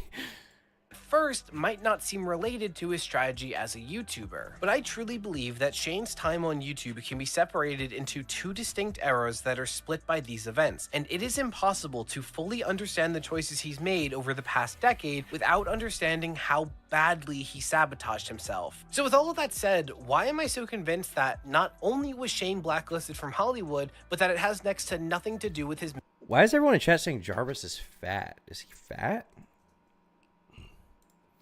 He's 300 pounds? No way. Come on. Let's check this one. He's not fat. I mean, I guess he gained a little weight, but I wouldn't. He's not fat. Come on. You guys are being very harsh. He's not fat. Okay. He's not fat. I'm saying he's 230. I mean, he also, I don't think he's 5'8". He looks like he's like 6'1" or something. So if this is what you call fat, then I think that's insane. He doesn't look fat at all.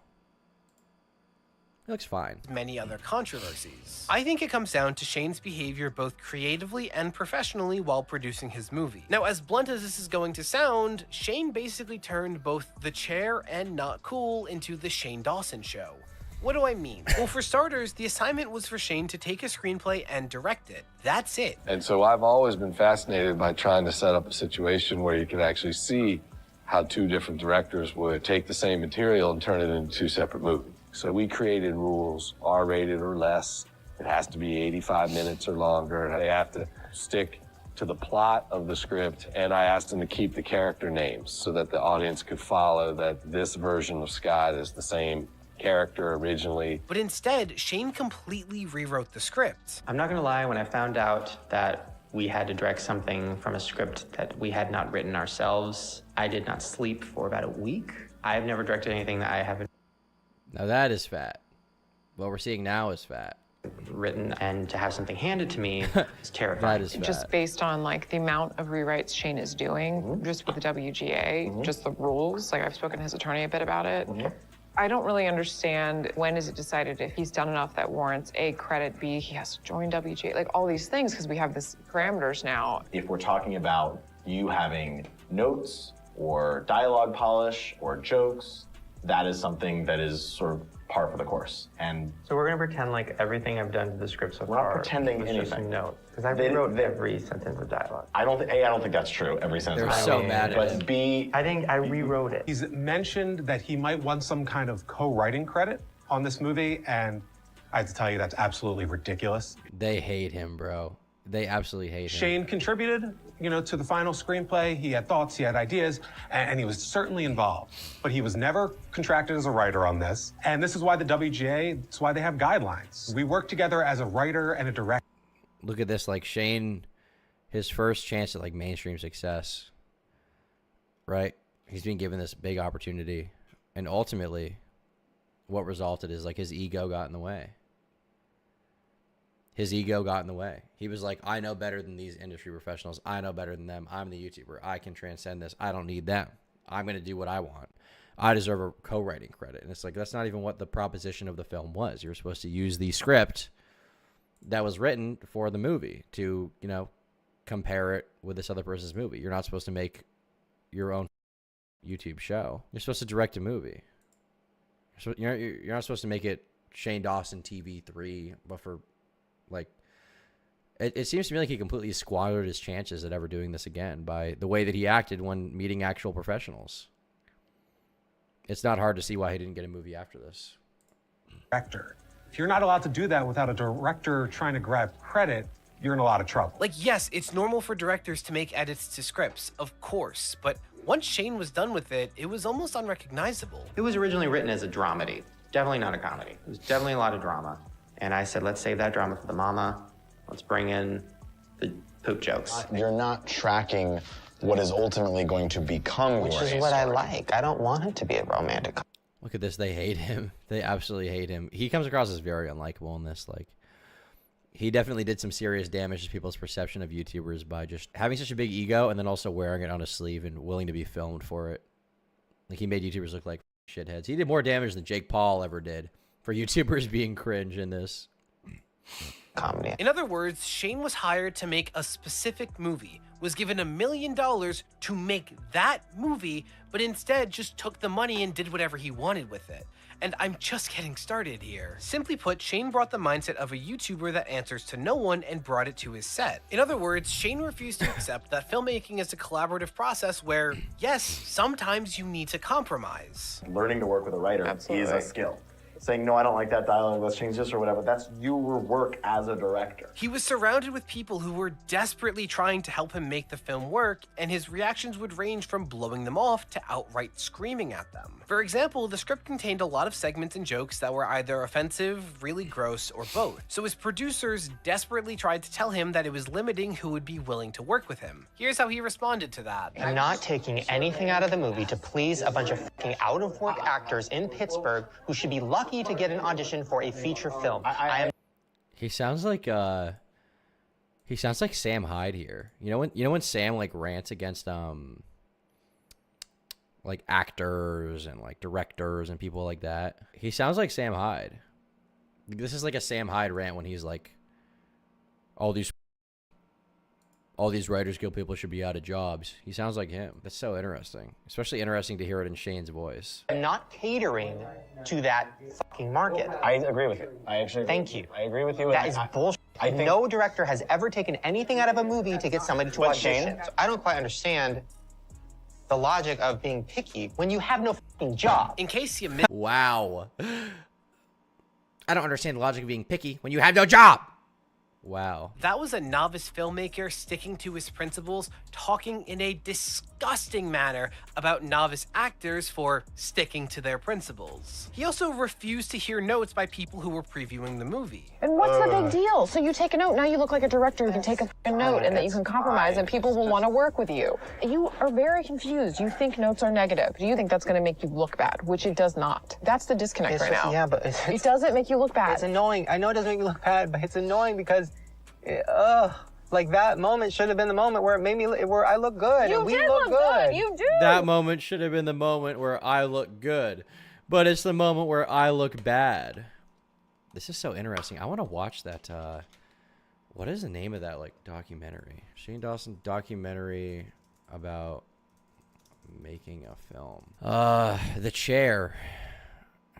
How long did The Chair go on? It's a TV show. How many seasons did it get? 10 episodes. I want to watch this. This seems super fascinating to me. The Chair. What's your opinion about ghost politics and Ruben Sims beef?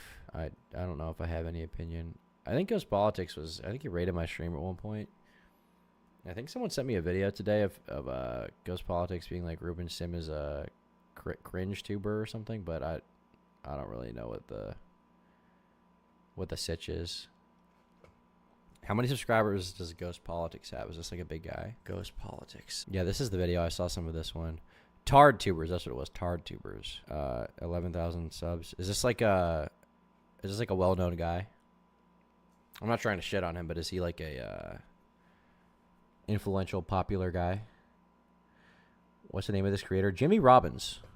Jimmy Robbins. Great videos, by the way. If you haven't seen him before, I'm going to link him in chat because he makes some of the best video essay type content I've seen. He doesn't post that often, but when he does, it's always good. Highly recommend checking it out. Yeah, who is Ghost Politics? Old internet guy? Old school YouTube? Has this channel been around for a long time? 2011, wow. It's around for a long time. Why isn't he like blown up more? Look at her turd cutter? What the f is that? Yeah, I don't know what the beef is. Should I watch this video real quick? We can watch this after we watch this video about Shane if you want. I want to, do test screenings because I know it's part of the process, but I really don't care. Like, I don't know. I just don't care. Like, I care because it's like, oh, great notes, but I respect notes from you guys and people, whatever, but like, as far as a whole group of people, I don't care. It's like, we all know it's a good movie. The best case scenario. We all know it's a good movie. He's so high on himself, man. We all know it's a good movie. Do we, though? They agree. Worst case scenario is they disagree, and we're like, nah, it's still a good movie. I'm, if nothing else, kind of sad because as it seems right now, Tom, don't. It's a trick. Okay, I won't. Shane's not really interested in hearing the notes. And that makes me really sad. I think it's a missed and wasted opportunity. Like, these are people with far more experience than Shane, desperately trying to find any kind of compromise, yet he outright refuses. Like, he's a first-time filmmaker talking like he's Christopher Nolan. And to be honest, I think it's because Shane viewed his years on YouTube as him having paid his dues for the industry, so he earned the right to do things his way. I have been on this whole YouTube grind for 8 years now, and it's every day, literally making a new video every day. Why did IHG review it? He said it sucks. I don't remember that video. I hate everything. Not cool. I used to watch this guy's video so much. A 25-minute review. This is a long review. I'll skip to the conclusion, see what he said there. Better in a short YouTube video anyway. I think I have to rate this lower than just about every other comedy I've covered for this series simply because of how offensive and tasteless a lot of the humor was. It's a different type of offensive to a movie just being poorly made or boring. As far as the production goes, it was actually quite good compared to other films in this series. Besides the awful green screen car set in that one scene, it was pretty serviceable. The camera work was relatively bland and over-reliant on shot reverse shot with close-ups, but I'm not really expecting David Fincher levels of blocking, so that kind of thing doesn't really matter too much for a film called Not Cool. I guess it all comes down to two words. Shane Dawson's Not Cool is totes retar. All right. Totes retar. Poop is funny. People wake up. That's true. Poop is funny. People do need to wake up to that. That is actually very true and based. Making podcasts. I'm ready to do a movie. I'm ready to do something bigger than just the internet. When in reality, that's what you think, buddy. You never even made a film before. Why even have such confidence? Like the craziness around saying something like that for a YouTuber is like, being a YouTuber in and of itself is like, you know, I know it's being a YouTuber so easy. Like, yeah, there are aspects of it that's easy, but like, if you want proof that it's like somewhat difficult, at least just look at the fact that like so many people have tried and so many have failed, and like ultimately a relatively limited number of people have succeeded, comparatively to the ones that have failed, right? And think about how easy being a YouTuber is, which in a lot of ways it is kind of easy, right? Then think about being a director. Think about being a director on a movie, okay? How many people have wanted to be directors? How many have made it? It's a crazy factor. It's a crazy factor. And on top of that, being a director is way more complicated than your average YouTuber, right? Like, being a director involves like reading a story, like reading a script, like understanding it. It involves like, you know, you have to manage actors, you have to manage film people, manage editors, you have to manage a set. Like, there's so many different aspects of being a director that's like, I can't even properly describe it here. It's like unfathomable. And most movies, especially like big budget movies, have like hundreds of people involved, hundreds, and you're like directing that. Like that's a crazy task to think that you can just do, that you're just ready to do. Most directors, it takes them decades to get to like any good point, you know? I mean, how old was Martin Scorsese when Goodfellas came out? Or actually, when Taxi Driver was made. Okay, so Robert De Niro was 31. How old is Martin Scorsese? He's 81. When was Taxi Driver released? Okay. So he was already in his 30s when this came out, to be clear. Like, it takes a long time to get to the point where you can be a director. A long time. Especially to make something good. Movies are hard to make. To get people to agree to give you money to be a director, to get them to like fund a movie, it's a crazy. You just have to be talented. That is just not true. It's like talent, which is like made up. You can't just be born a talented director. You can't be. You have to work on movies. You have to understand the roles that people play. And by roles, I don't mean like actors. I mean like the role of like each person on set. You have to understand all of that from working on film sets. How do you work on film sets? A lot of hard work. A lot of hard work in the industry. Movies are extremely hard to make. It's not just talent. It's like 1% talent and 99% like painstaking hard work that like grinds your soul away. It's not just talent. The very premise of the competition is that the producers were gambling on Shane, meaning he was lucky to even be there. And look, I understand that reality shows intentionally edit things to be deceptive, but it's hard to think of a context where him screaming at his crew like that would be okay, or how they would be able to get all of these exact quotes. But when it was all said and done, Shane stuck to his guns as a creative and was completely eviscerated for it. Like, completely. With a 14% on Rotten Tomatoes, and the LA Times' Robert Abel calling it an abyss, an insult to the craft of filmmaking, storytelling, and entertainment in almost every way. Oh my god, that's such a brutal review. That's like an I hate everything review. It's an abyss, an insult to the craft of filmmaking, storytelling, and entertainment in almost every way. It is totes. The New York Times' Neil Genslinger saying no one involved with it should ever be allowed to work in the movies again. In fact, that's fire. As someone who works in the film industry, I can tell you it is a less than 5% chance to become a director. I would say less than that. I'd say like less than 1. It's like extremely difficult, dude. And if you do get to be a director once on like a decent budget movie, it might not work out. You might fail, you know? How many directors that have been given big budget movies end up ultimately not being given them anymore after a certain period of time because their movies flop? There's so much riding on being a director. Zachary Quinto and Neil Dawson were the executive producers of both films and The Chair, and they both went on to pull their producer credits from Not Cool and openly campaigned against it for the competition. That's awesome. What would your reaction be if more people go see Shane's movie, or Shane wins The Chair? You know what I mean? I think what does that say to you? Maybe it's a kind of righteous indignation about the fact that I really wouldn't be surprised. I cannot associate myself in name to that kind of content. He hates him. I just can't do it. Zach has decided to take his name off of Shane's film and not participate in the promotion of that. I believe I'm going to do the same thing. In case you missed that, yeah, God Shane damn. Dawson managed to become sworn enemies with Spock. So I'd rather have your guys' notes versus like Zachary Quinto, who probably won't like this movie because of this and that. I would rather have your guys' notes versus somebody who doesn't like the movie at all. I'm angry, actually. I want the notes of people who like it. I don't want the notes of people who don't like it. They're just wrong. I'm Shane Dawson. I'm Shane Yaw.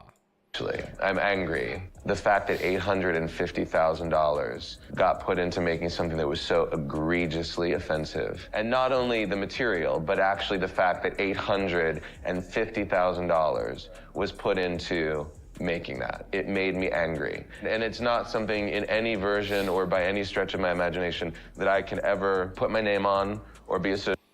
When he says offensive, I'm curious, does he mean offensive in the sense that like the jokes are offensive, or is it offensive like it's offensively bad? That's kind of my question here. Like, is he mad because of like the level of jokes, or is he mad because it's like so? I'd like to have more context, because I would have a problem with my name being tied to it just because it's so bad, but not because of like he's got edgy jokes. Both. He seems to be saying both. I don't think it's just the jokes though. $850,000, something like that, is crazy. That money could have saved 850,000 African children from starving for one day. Could have gotten them each a cup of noodle, and instead, they are starving, and Shane Yaw has his stupid movie. Associated with. So as a director, Shane made it clear that he wasn't able to work with others, but as a writer, he arguably did more damage. You see, until now, you could have argued that Shane's shock-based humor was just a marketing campaign. It was only a way to get people talking about him. But after Not Cool, it became clear that that's all Shane was capable of as a writer. Like, this man fought for his life to include a scene of a homeless man eating his own feces. I am not joking. That's It's been fire. mentioned Wait, that's many, cool. many times that eating is a problem for people. So The if we shit eating is a problem for people. just like lose that, and perhaps this next week might go easily. I'm just saying. I'm not taking anything out of the movie to please a bunch of out-of-work actors in Pittsburgh who should be lucky to get an audition for a feature film. I am not catering to that fucking market. Changing the movie is not the answer, so what's the other answer? And then from an acting perspective, not only did he cast his then girlfriend in a supporting role, but Shane casted himself in the movie. And not as a cameo, but instead as the male lead, who's known for being super good looking and was the most popular guy in high school and who everyone wanted to sleep with. That's awesome. He was like, I am the Chad. I deserve this role. That is so funny. No, I'm still not joking. Oh my god, you know you're attractive. It's annoying. Wow, amazing hair and I'm attractive? Bruh. Bro. Stop. He wrote himself into this role. It's like the definition of main character syndrome. It's like literal. God, I'm not into you. I mean, would I have sex with you? Yeah, probably. But It's Shane Dawson! It's Shane Dawson! Come on!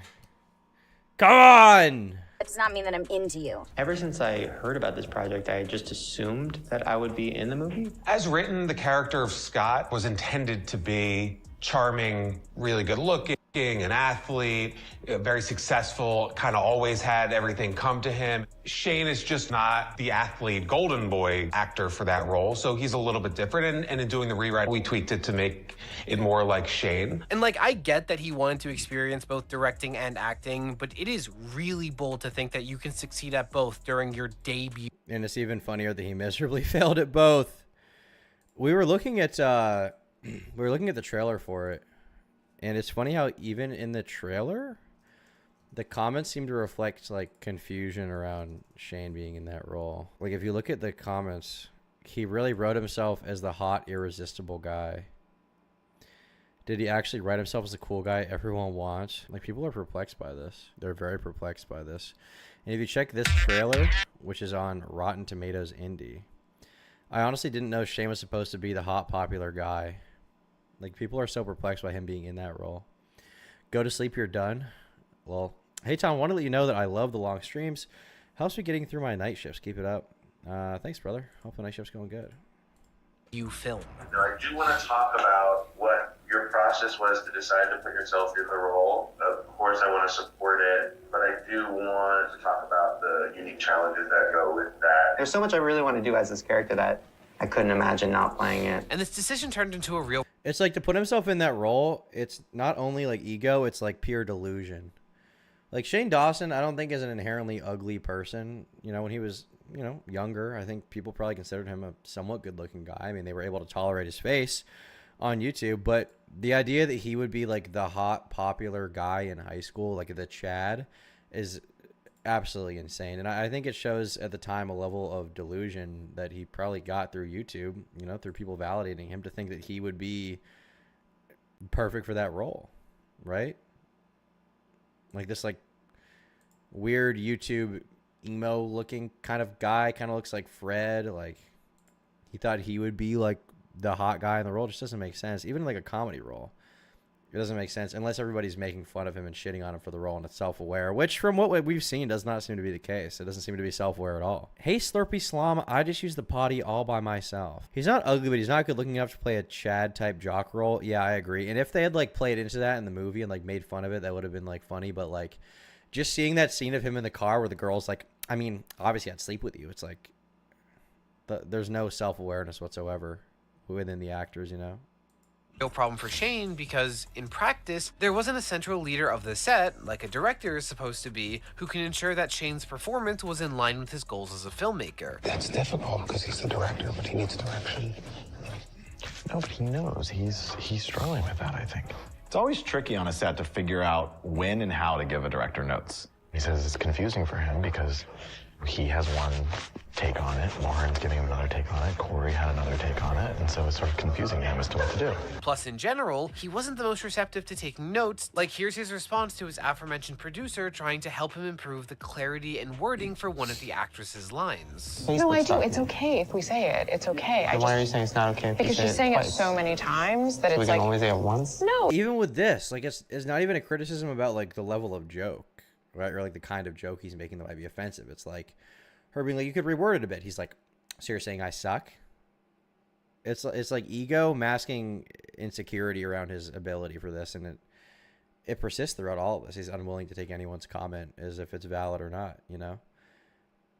He's actually nuts. I mean, I don't think it shows mental illness per se. I think it's just like somebody who's been constantly validated by YouTube, by millions of YouTube fans who are telling him he's the GOAT, he's amazing, he can do anything. And then he, you know, comes to, you know, what some will call the real world of like making, you know, what some will call real art. And he's ultimately completely unequipped to make that. And not only that, he's not willing to hear from people who are equipped who want to help him out. She should have said, you suck, sit down. Well, it seems like they tried to say that in a nice way many times. And he was like, he's just got, he's kind of an airhead. He's too egotistical and full of himself to realize that at this point in time. Do you have a Shane Dawson video coming or something?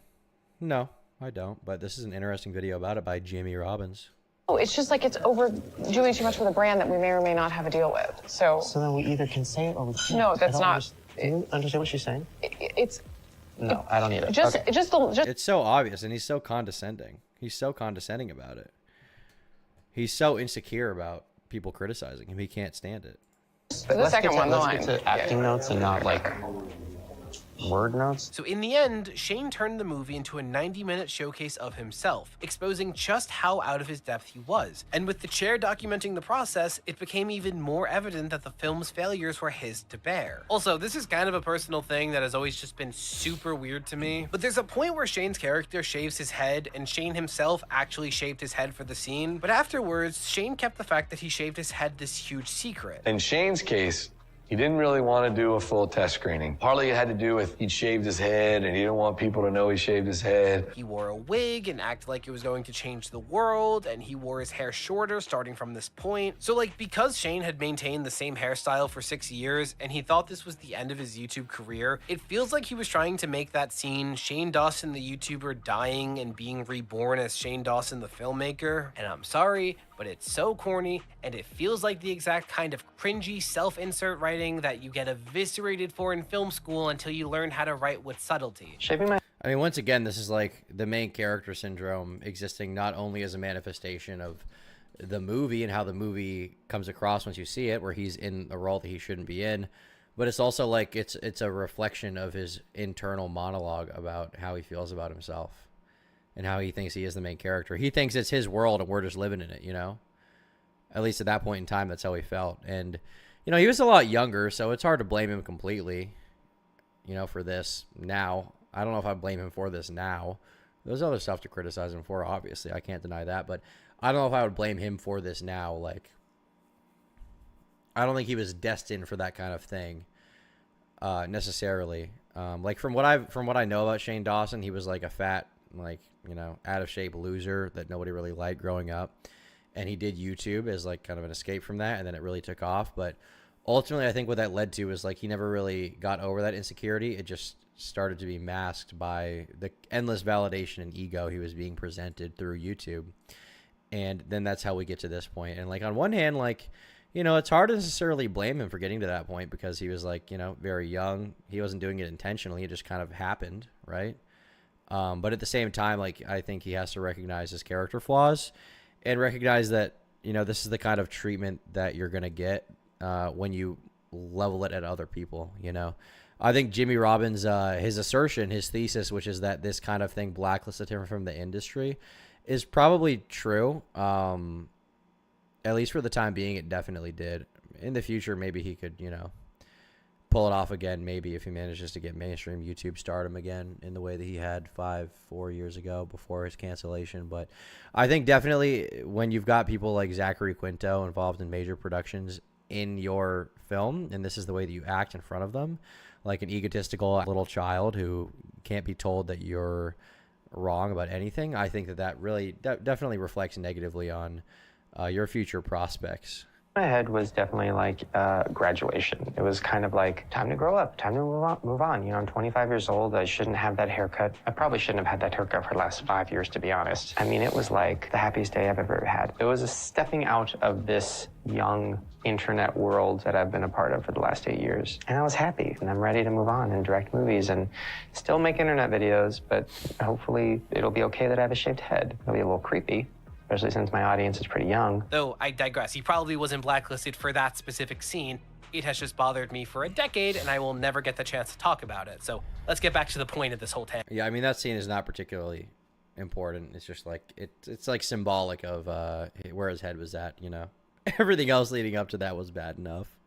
In one fell swoop, Shane was showcased as an ineffective writer, director, and actor, and then an entire show documented him as being incredibly difficult to work with and uncompromising to the point of hurting the integrity of the film. The world found out that he can't be trusted with a budget, he can't be trusted to lead a set, and he can't be trusted to make sacrifices for the good of the production. And on top of that, every connection he could have made to Hollywood, he instead turned into an enemy. And in all the time that I spent both learning about and working in the industry, the one universal piece of advice I would hear wherever I went is that people talk. And in an industry so filled with nepotism, if the door opens for you once and you mess it up, it probably won't open again. Because people would rather work with a decent talent who's incredibly reliable rather than an incredible talent who's a nightmare to work with. Yeah, I mean, it depends. Like, I think there are certain people who their talent does supersede their likability. Like, there's a lot of directors people have heard about who, like, you know, I'm sure working with them is not the most fun experience in the world. Maybe they're mean, you know. But ultimately, like, the art they make is good enough and makes enough money the studios are willing to put up with them.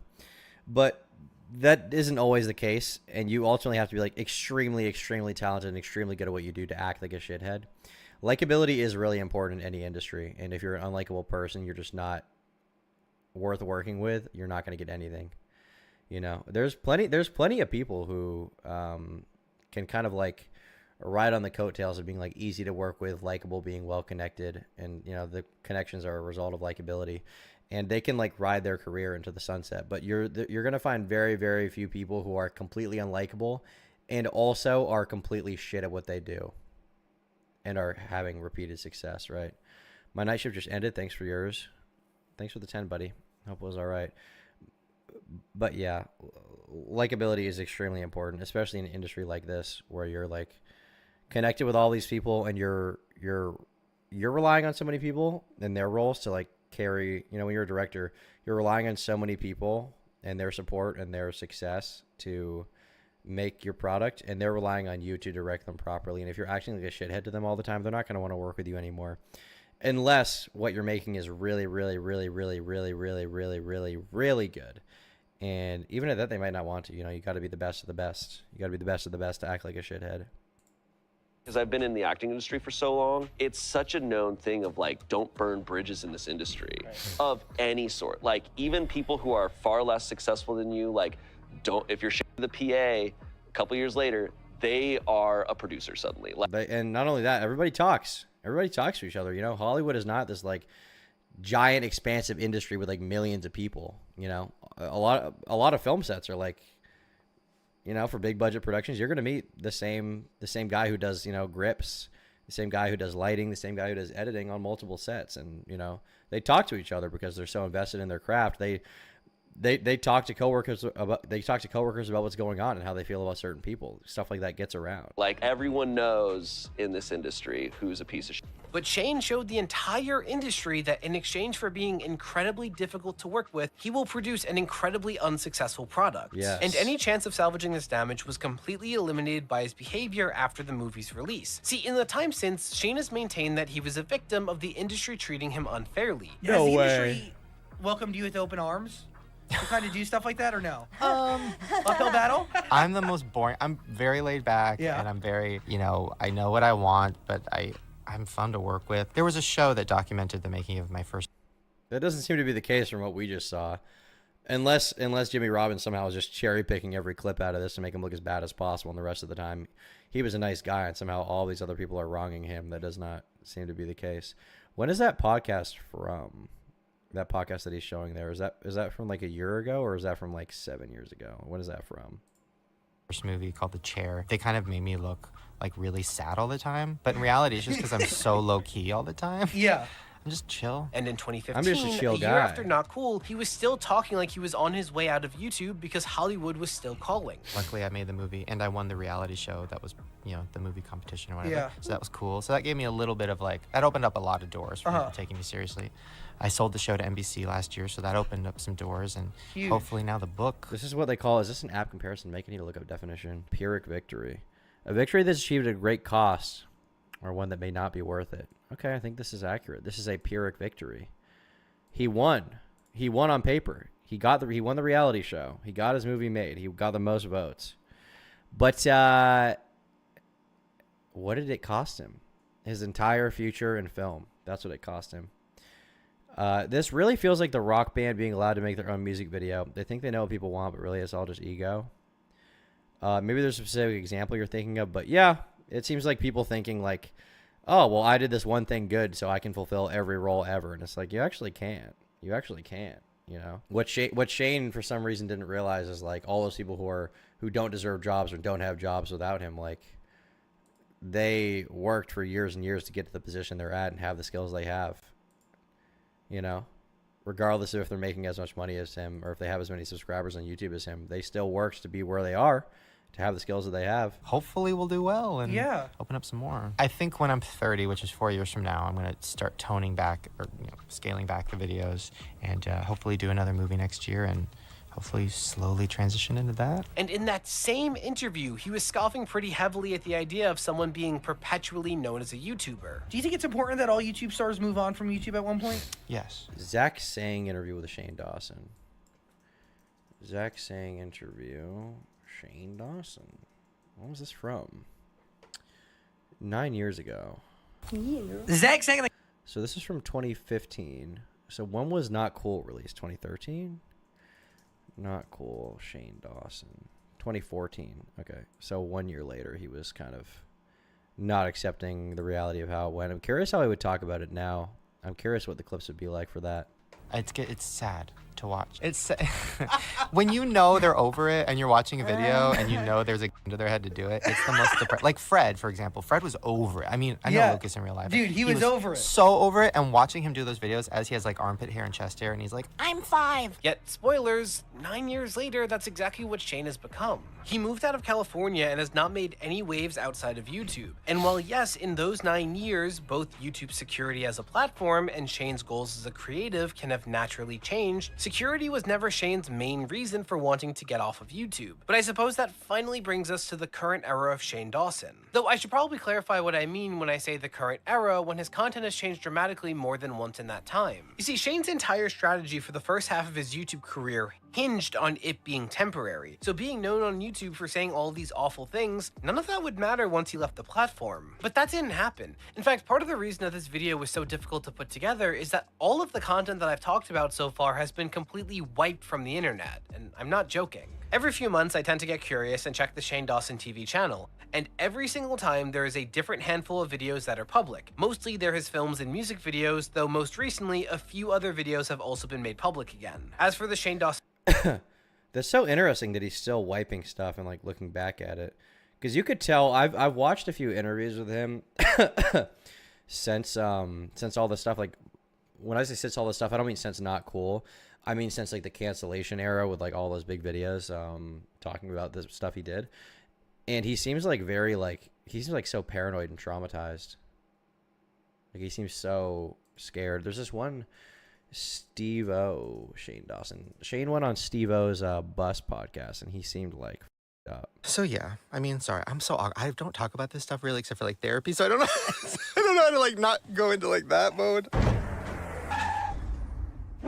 We watched a video that kind of chronicled all of the cancellations. Oh my God. Yeah, are we going to show up on some sort of list having you on? What was interesting was that, like, it was, you know, they said that in some cases people will, like, you know, build careers, become famous, and then do something, like, super offensive to people.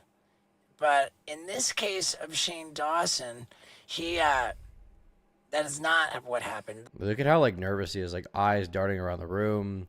He's like sweating. He doesn't look like he's having a good time at all. Shane Dawson was... He looks very like meek. He's very scared to even talk about it. Super offensive the whole time. That's actually like what he became famous for, kind of. So then it's like, it's just an interesting dynamic where, you know, you were just a wild, outrageously offensive guy and everything was great until people just got upset about it after the fact. Yeah. Sorry. Yeah, no, it was a lot. I mean, listen, like I'm not one of those people that's mad that I got canceled. I mean, maybe in the beginning I was, you know, yeah, because those videos were like he's like on the verge of like a nervous breakdown here or something. There's something somebody's just asking you a question. Look at him, because like it hasn't been processed. He's like he's shaking. He seems like he legitimately got like traumatized from what happened. So, I mean, I think it's good to talk about it, and I mean, I think the worst has already happened. Right. And nobody's gonna find out anything. You haven't lied about anything, so like, you know, saying shit, I think is okay. But I think the fact that you are nervous about it is a good thing because it's authentic. Oh, thank you. I mean, that exactly what you said. Sorry, I've like cotton mouth. Exactly what you said. He's almost like about to cry. He looks like he's inflamed, you know? He's not having a good time. Yeah, I mean, he's like... It almost seems like he's like a PTSD victim or something like that. He seems f***ed up. I mean, he said there he doesn't talk about it outside of therapy, right? He seems messed up. Dawson TV 2 channel, it was randomly renamed The Human Emoji without any explanation for a while. Though I suspect he was toying with the idea of turning the channel into a network where other people can publish their content, kind of like the Fred channel. But it has since been wiped and was briefly used When as did that podcast come out? Within the last year. podcast clip channel before Shane started the new channel Shane 2 instead. And on his Shane channel, which eventually took over as his main, every video from before September of 2014 is gone, with the first video now being him apologizing for much of his offensive content. Wow. And I've deleted a lot of videos over the last couple hours that I felt crossed the line too much, and I'm embarrassed. And I'm sad that I made those videos. It's kind of hard to overstate how significant of a move this was, because for content creators, their back catalogs can be integral to their earnings. What would happen if, like... That stuff wasn't even that bad. People are soft. I mean, the thing is, some of it, I feel like, is very overblown. Like, to get mad about the blackface stuff in present day, especially when you stop doing it, I feel like is very silly. The stuff that's more concerning to me is clips like... There's a clip where he, like, kissed a 12-year-old fan on the lips. No, I don't think that he knew her age necessarily. I don't remember anything about him knowing her age. But, like, there's, like, that. There was another thing. You could tell when someone's 12. I remember the girl being tall, in fairness. I don't really remember.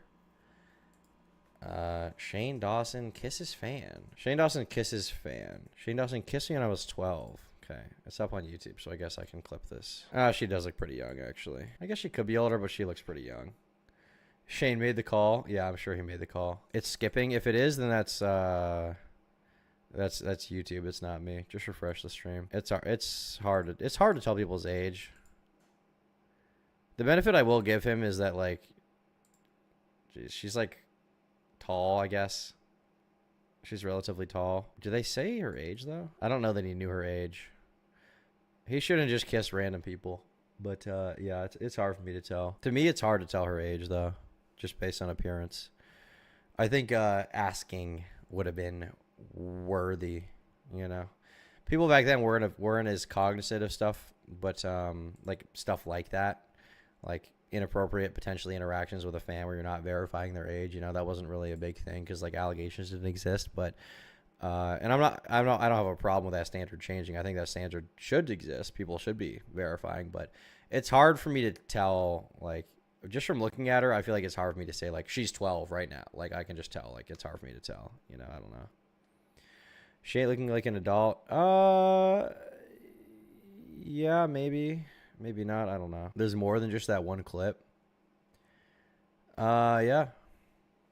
I mean, there's a lot of stuff. We were to create a new channel from the ground up, but it was like so much of what was keeping the main channel alive was the library. Yeah. The library of content, people going back and watching all of our older videos was what made. Still messed up? Yeah, I agree. Absolutely. The thing is, I don't personally believe that Shane Dawson is I don't think he's attracted to kids. But I think that he had a history of like very awkward, gross, unfortunate interactions with minors where there wasn't like explicit intent to groom anyone. Like he wasn't like sending them porn or like trying to rizz them up from what I remember. But it was just so many that like it was indefensible, basically. That's my impression of it. But I don't really think he's attracted to kids personally. Victoria said, I definitely think he's attracted to kids. What makes you say that? Made that business model work. Especially for legacy creators, every video made acts as a piece of passive income. Yet he still wiped hundreds of videos in 2020 because they would periodically resurface and cause controversy for him. But 2015, in my opinion, started a period of Shane just viewing YouTube as a way to make money while he wraps up his career there. The Shane Dawson TV channel was slowly retired as it turned into a showcase of Shane's projects that were high-budget videos aiming to be either artistic or viral, while the Shane channel fully embraced daily videos that required very little effort to produce. Not hanging the grind, it's just objectively true. Because by this point, making multiple videos a week, if not daily, was considered the best practice on YouTube. But that requires a lot of work even if you want to do that. Never mind the fact that Shane had been openly losing interest in YouTube at this point. So Shane did what he does best. He took note of what was working for other creators and incorporated the best practices into his strategy. While shooting his movie, Shane started to take notes from MatPat, who had started inviting smaller creators to produce various series for the Game Theory channel. This allowed for a more consistent output without having to sacrifice the quality of the channel's main series, not to mention that these smaller creators would receive exposure and likely money. So Shane started inviting smaller creators to host series on the This guy looks like Ronnie Radke. That's a crazy look. What a product of its time that look is. That hair with like the one snake bite. That's such a different era. Shane channel to help it maintain its consistent upload schedule. Hello, my name is Lexus Gzal, and welcome to Bomb.com. Wait, I didn't even know he did this.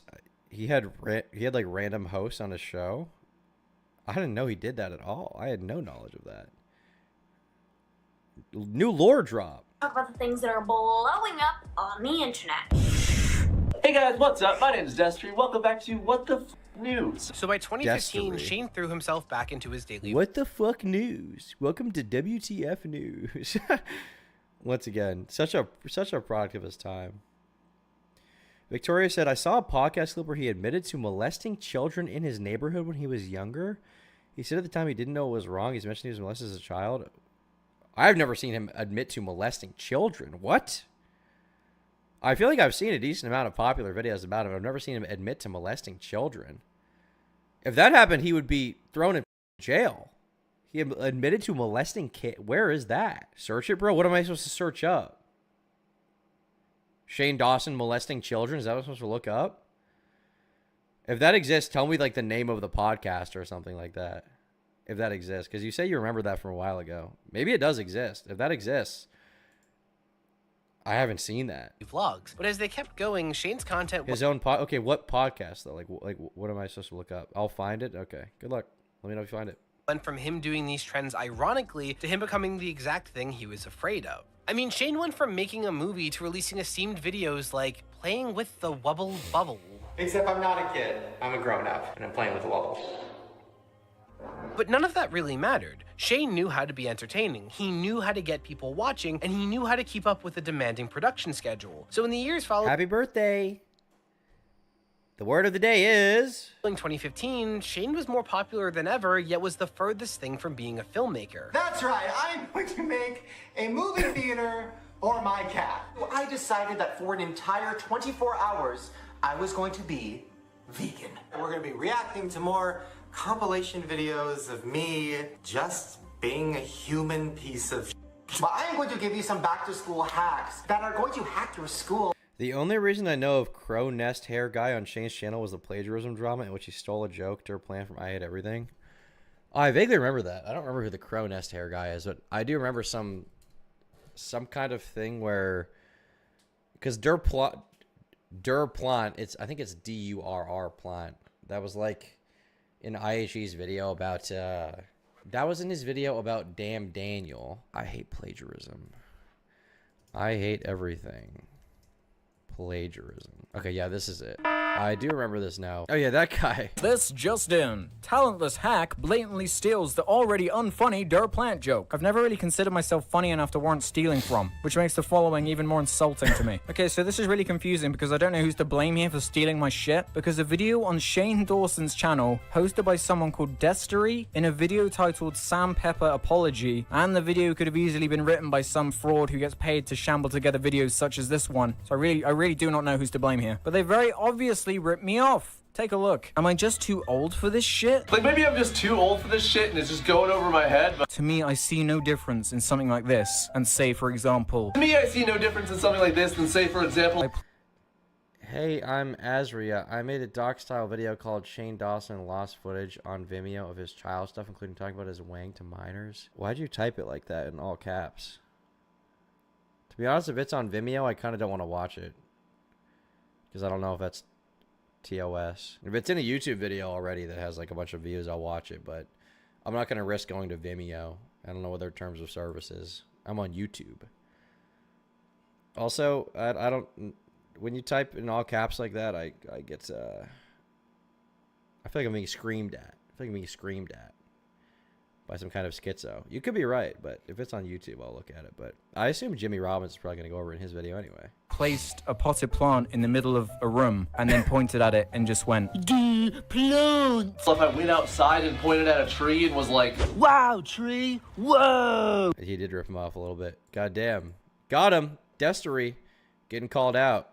Drama.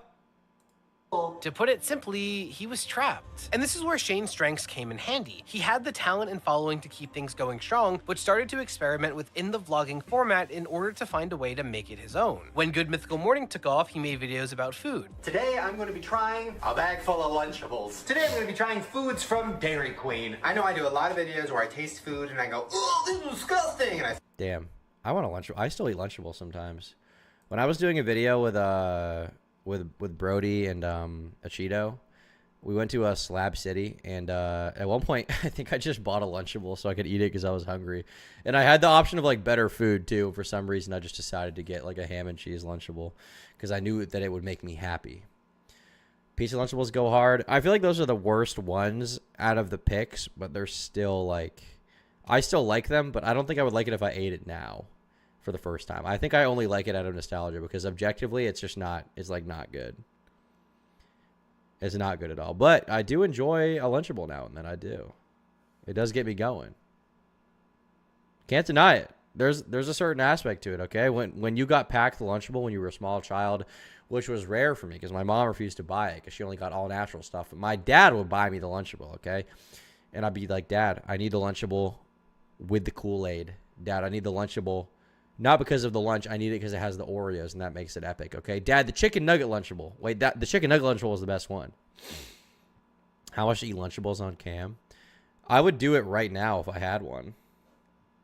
Hold on. Let me see if I can get Lunchables on Explain the Thumbnail. I think it's self-explanatory. If I try to order Lunchables on Uber Eats at 2:30 a.m., is anything open that has a Lunchable? Hold on. I'm going to look up Lunchables and see if there's anything. You're trolling me. No way. Is 7-Eleven open right now? I guess it would be. It's 24 hours, right?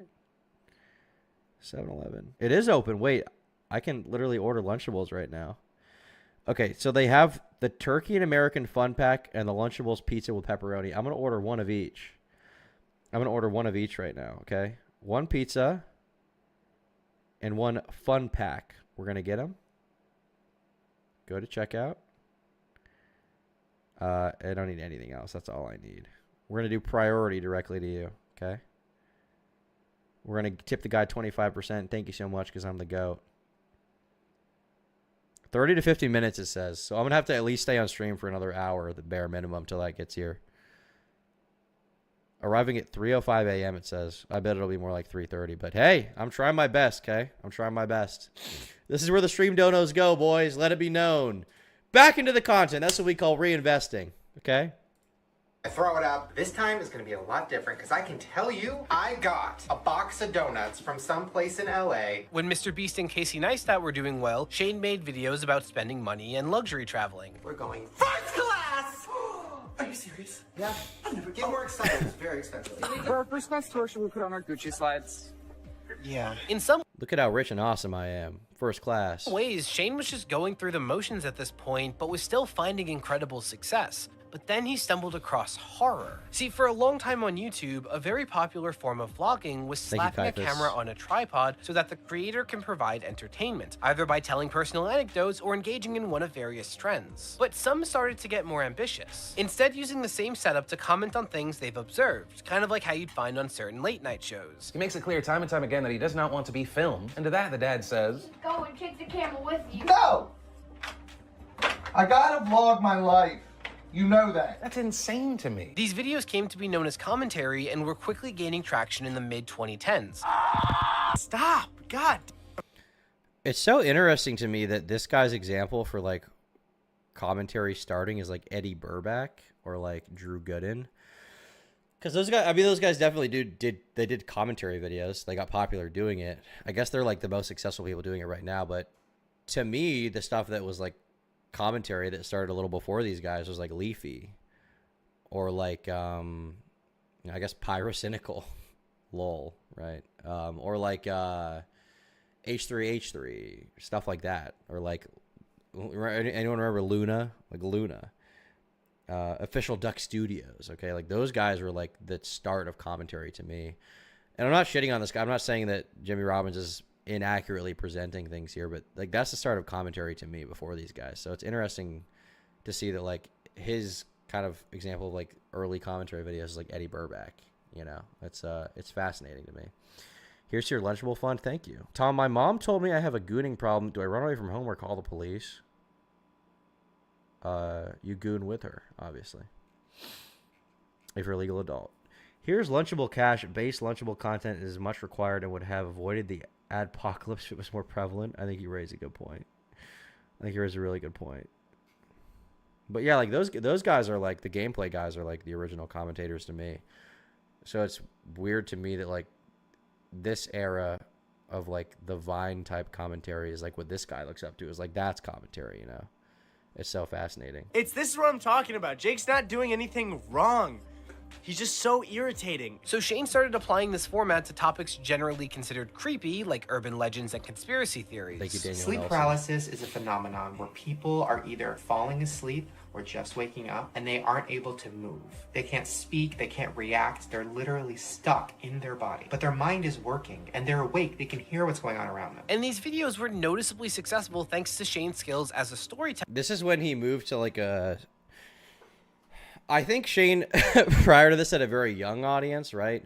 That was probably relatively split among the gender lines. But at this point, his content very much became for women, intentionally or unintentionally. This is like when the true crime wave started on YouTube, horror YouTube. I mean, it had existed before then, right? But there was a big blow up around this time that was really starting. And his personality and stuff he talked about very much appealed to, like, you know, 3 girls sitting around the fire watching the Shane Dawson spooky video, which is like a corny video anyway, right? But they loved it. His audience really shifted, and I think that's part of what got him into, I'm curious if Jimmy Robbins will talk about that, but like, I think it's part of what got him into trouble is the fact that he started appealing to a different audience who, you know, ultimately hadn't seen his earlier YouTube stuff, hadn't been exposed to that. And once they were exposed to it, they hated him, you know? Like, I think even without the, like, weird comments about minors and, like, the kissing a 12-year-old incident, you know, I think even without that, a lot of people would have wanted to cancel him, or at the very least would have wanted some kind of acknowledgement, because the blackface stuff was enough for them, you know? Do I goon or get a girlfriend? That's a great question, BKD Gaming, and a question that I think a lot of people who do YouTube and watch me have asked. Now, there's a lot of pros and cons to both. I mean, obviously, you know, if you're gooning, you know, you get the instant release of gooning, right? But by that same token, you know, you don't really get a lot of interpersonal interaction. You don't get to have the comfort of cuddling your perfect sweetie, okay? But, you know, with a girl, there's a lot more effort. You got to, like, listen to her when she cries. You got to be emotionally there for her. Like, you need to be the emotional support that you're also getting from her. So there's a lot of challenges that come with that as well. But I would ultimately urge you to consider the fact that one of these is going to result in you watching my videos more, and one of them is going to result in you watching them less. And I think you know which one it is. So from that perspective, I think you know the right choice. And the same goes for you. Musty, a guy we can trusty for 2. I think the same will go for you. Thank you, Gino, for becoming a member.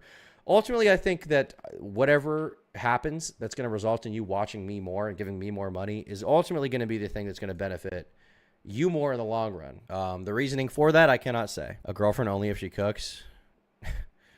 Yeah, I mean, a girl who can cook is definitely a big benefit. Teller, as well as the unique juxtaposition of his levity with the interesting but creepy nature of the topics. Oh my god. I have seen that video a lot, and every time it gets worse. Book promo, not on purpose. So as time went on, this style of content started to slowly make up more. It's such a creepy look. He looks evil. Thank you, Fack, for becoming a member. Look at how strange he looks. With, like, the ring light lighting up his eye, he looks psychotic. More of Shane's total output. So in response, Shane started pushing these mind-blowing conspiracy theories. I remember his delivery in these videos was so odd, too. Like, seeing the way he talks in them is so strange. And what's really fascinating about it is, like, prior to that, I feel like conspiracy theory content was for, like, schizos. But then conspiracy theories became for, like, I don't even know. Like, I feel like prior to that, my, like, impression of, like, conspiracy theory videos is going to be, like, today we're going to talk about the Jewish question, the Kalergi plan, how 9/11 is fake. And then it became, like, the conspiracy theory that Chuck E. Cheese. The conspiracy theory we're talking about today is the idea that Chuck E. Cheese reused pizza. Vine the dawn. You know what I mean? Thank you, Fack, for the gifted memberships. Like, it's such, like, a strange shift. Pizzagate, yeah, stuff like that, you know? Like, that was, like, the conspiracy theories that I was, like, reading about, you know? And then it became, like, is unserious the right word? I don't know. Palatable. Am I able to donate with Aquarius Pork Pay? Of course. Pizzagate type stuff. Stuff like that. QAnon type stuff, I guess. I don't think Shane ever talked about that. He was talking about, like, the conspiracy theory that Ryan Gosling is actually named Ryan Bosling. Vine Thud. Thank you, Dankuya. Like, look at his delivery in these. It's like cringe, but in such a fascinating way. Warning. What you are about to watch may make you question everything you thought you knew. Viewer discretion is advised. Hey, what's up, you guys? Welcome back. Now, today we're going to question everything you thought you knew. You're going to question everything you thought you knew, all right? Well, let's see one good conspiracy theory that's going to make me question everything. This shit was gas. I never really, I don't know. I had a hard time with this kind of stuff. I feel like I was too deep down the rabbit hole, so to speak, to enjoy this. Talking about Yanny versus Laurel. Yes, but not in the way that you would expect. So for the one person out there who Thank you, doesn't Evan. know about this, who's Yanny? Yanny versus Laurel took over the internet and took over the world. Well, if you haven't heard about Like the video opens being like gonna make you question everything you know, and then it's Yanny Laurel. Like, come on, bro. Tell me about Stephen Paddock. Is Shane Dawson gonna talk about Stephen Paddock? Didn't think so. Okay. And that's why we watch Wendigoon. What's your favorite internet drama? I don't know. It's hard to say. It's hard to say, man. I feel like there's too many. My favorite ever? I don't know, man. Videos farther and farther, going out to document the topics on location. Lunchables ETA update in your driver's name. Not going to do that, but it's on the way. Increasing his production value and slowly raising the bar. There's something going on. See, Shane found himself in a pretty unique position. People generally loved him as a storyteller, but not as a writer. They would rather see him tell a story about his past instead of turn it into a short film or sketch. And it kind of makes a lot of sense. By this point, the culture on YouTube was shifting away from edgy shock value humor, and that was Shane's bread and butter. So with all of these factors combined, he had an epiphany. For the last, 10 years, my thought process was like, oh, I need to get off of YouTube. I need to, this is just, I'm gonna make movies and TV and this and that. And then I kind of came to the conclusion that like, oh no, like, like YouTube is really cool and people actually are starting to respect it more, and like I should just make I would make on TV or movies on my channel. Yes, exactly. I think a lot of people reach that epiphany around the same time, honestly. But yeah, he's right. Have you gooned and poop max at the same time? That's a valuable question. Ultimately, I'm going to have to plead the fifth on that, but it's very possible. It's very possible. It's 2 in the morning. Is it? It's actually almost 3 in the morning, I'll have you know. We're in it for the long haul. So that's kind of what I've been doing. It's a lot more work and a lot more money and stuff, but I'm actually like really proud of it now. Like a year ago, I don't know if I would have said I was that proud of like eating pizza on camera. It was fun. Once again, Shane reading which way the winds were going saved him. Because by 2018, vlogging had all but died out. Simply put, viewers were starting to hold content to a higher standard. Production values kept increasing, and a whole new young generation of Whoa, Young Beast.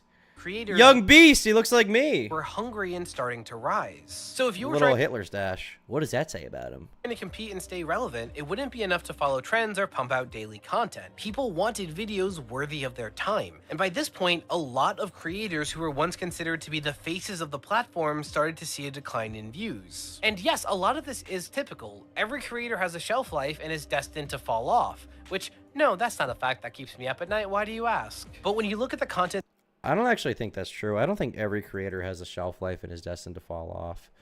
I think that as you go on over time, it's increasingly harder to avoid that. But I don't think every creator has a shelf life or is destined to fall off at all, to be honest, I mean, think about it this way, right? We're still relatively short into like the content creation experiment, right? We're still relatively new into the content creator experiment as far as like online independent stuff. Like what, less than, how long has YouTube been around? Almost 20 years, right? We're relatively new into it. Like there's even less data that like, or sorry, not even less, far less data than there is for like traditional TV, right? But there are content creators who have been around for how long? Philip DeFranco, he's been doing it for like what, 15 years? And like his early content's a lot different than what he did now, but he's been doing new stuff for at least 10 years, right? He's still getting good numbers. He's got a whole business he supports, right? So you take him, he's still doing well. Look at some of these streamers, right? Like I know everybody's sick of the Destiny glazing, right? But I think he's a perfect example. As controversial as he is, as much as a lot of you guys in chat might hate him, okay? Because I think a lot of you probably do, if I had to guess, and are sick of me talking about him or associating with him. He's the first full-time live streamer ever, and he's still making a lot of money doing it, right? He's been a full-time streamer since like 2010 or something like that. It's been 14 years. He's still doing it. He'll probably still be doing it in 10 years, right? Unless he gets like banned. The only way you really fall off is if you get banned. And even if that happens, like as long as you refuse to be banned and you just act like a cockroach, you can still do it, right? Thank you, Euchred, for the gift of memberships. Like, look at Sneeko. I mean, he got banned. He's still doing it, I don't like Sneeko. We shit on him earlier in the stream, but he's still around. Like, you can still do it. As long as you act like a cockroach and refuse to die, and you constantly try to adapt, there are ways to make it.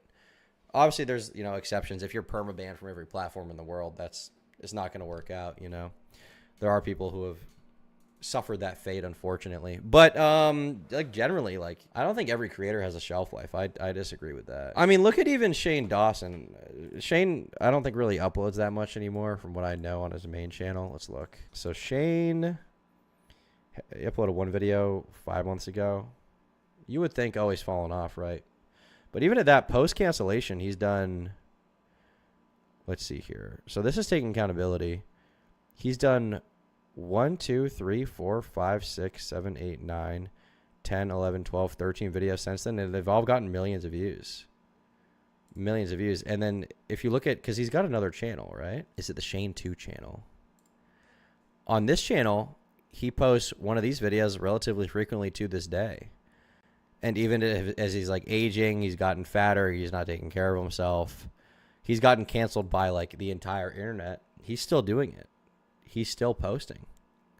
He's still getting views that are making him money, undoubtedly. Like, I don't think every creator has a shelf life. I think they have a shelf life if they choose to. Look at Dr. Disrespect.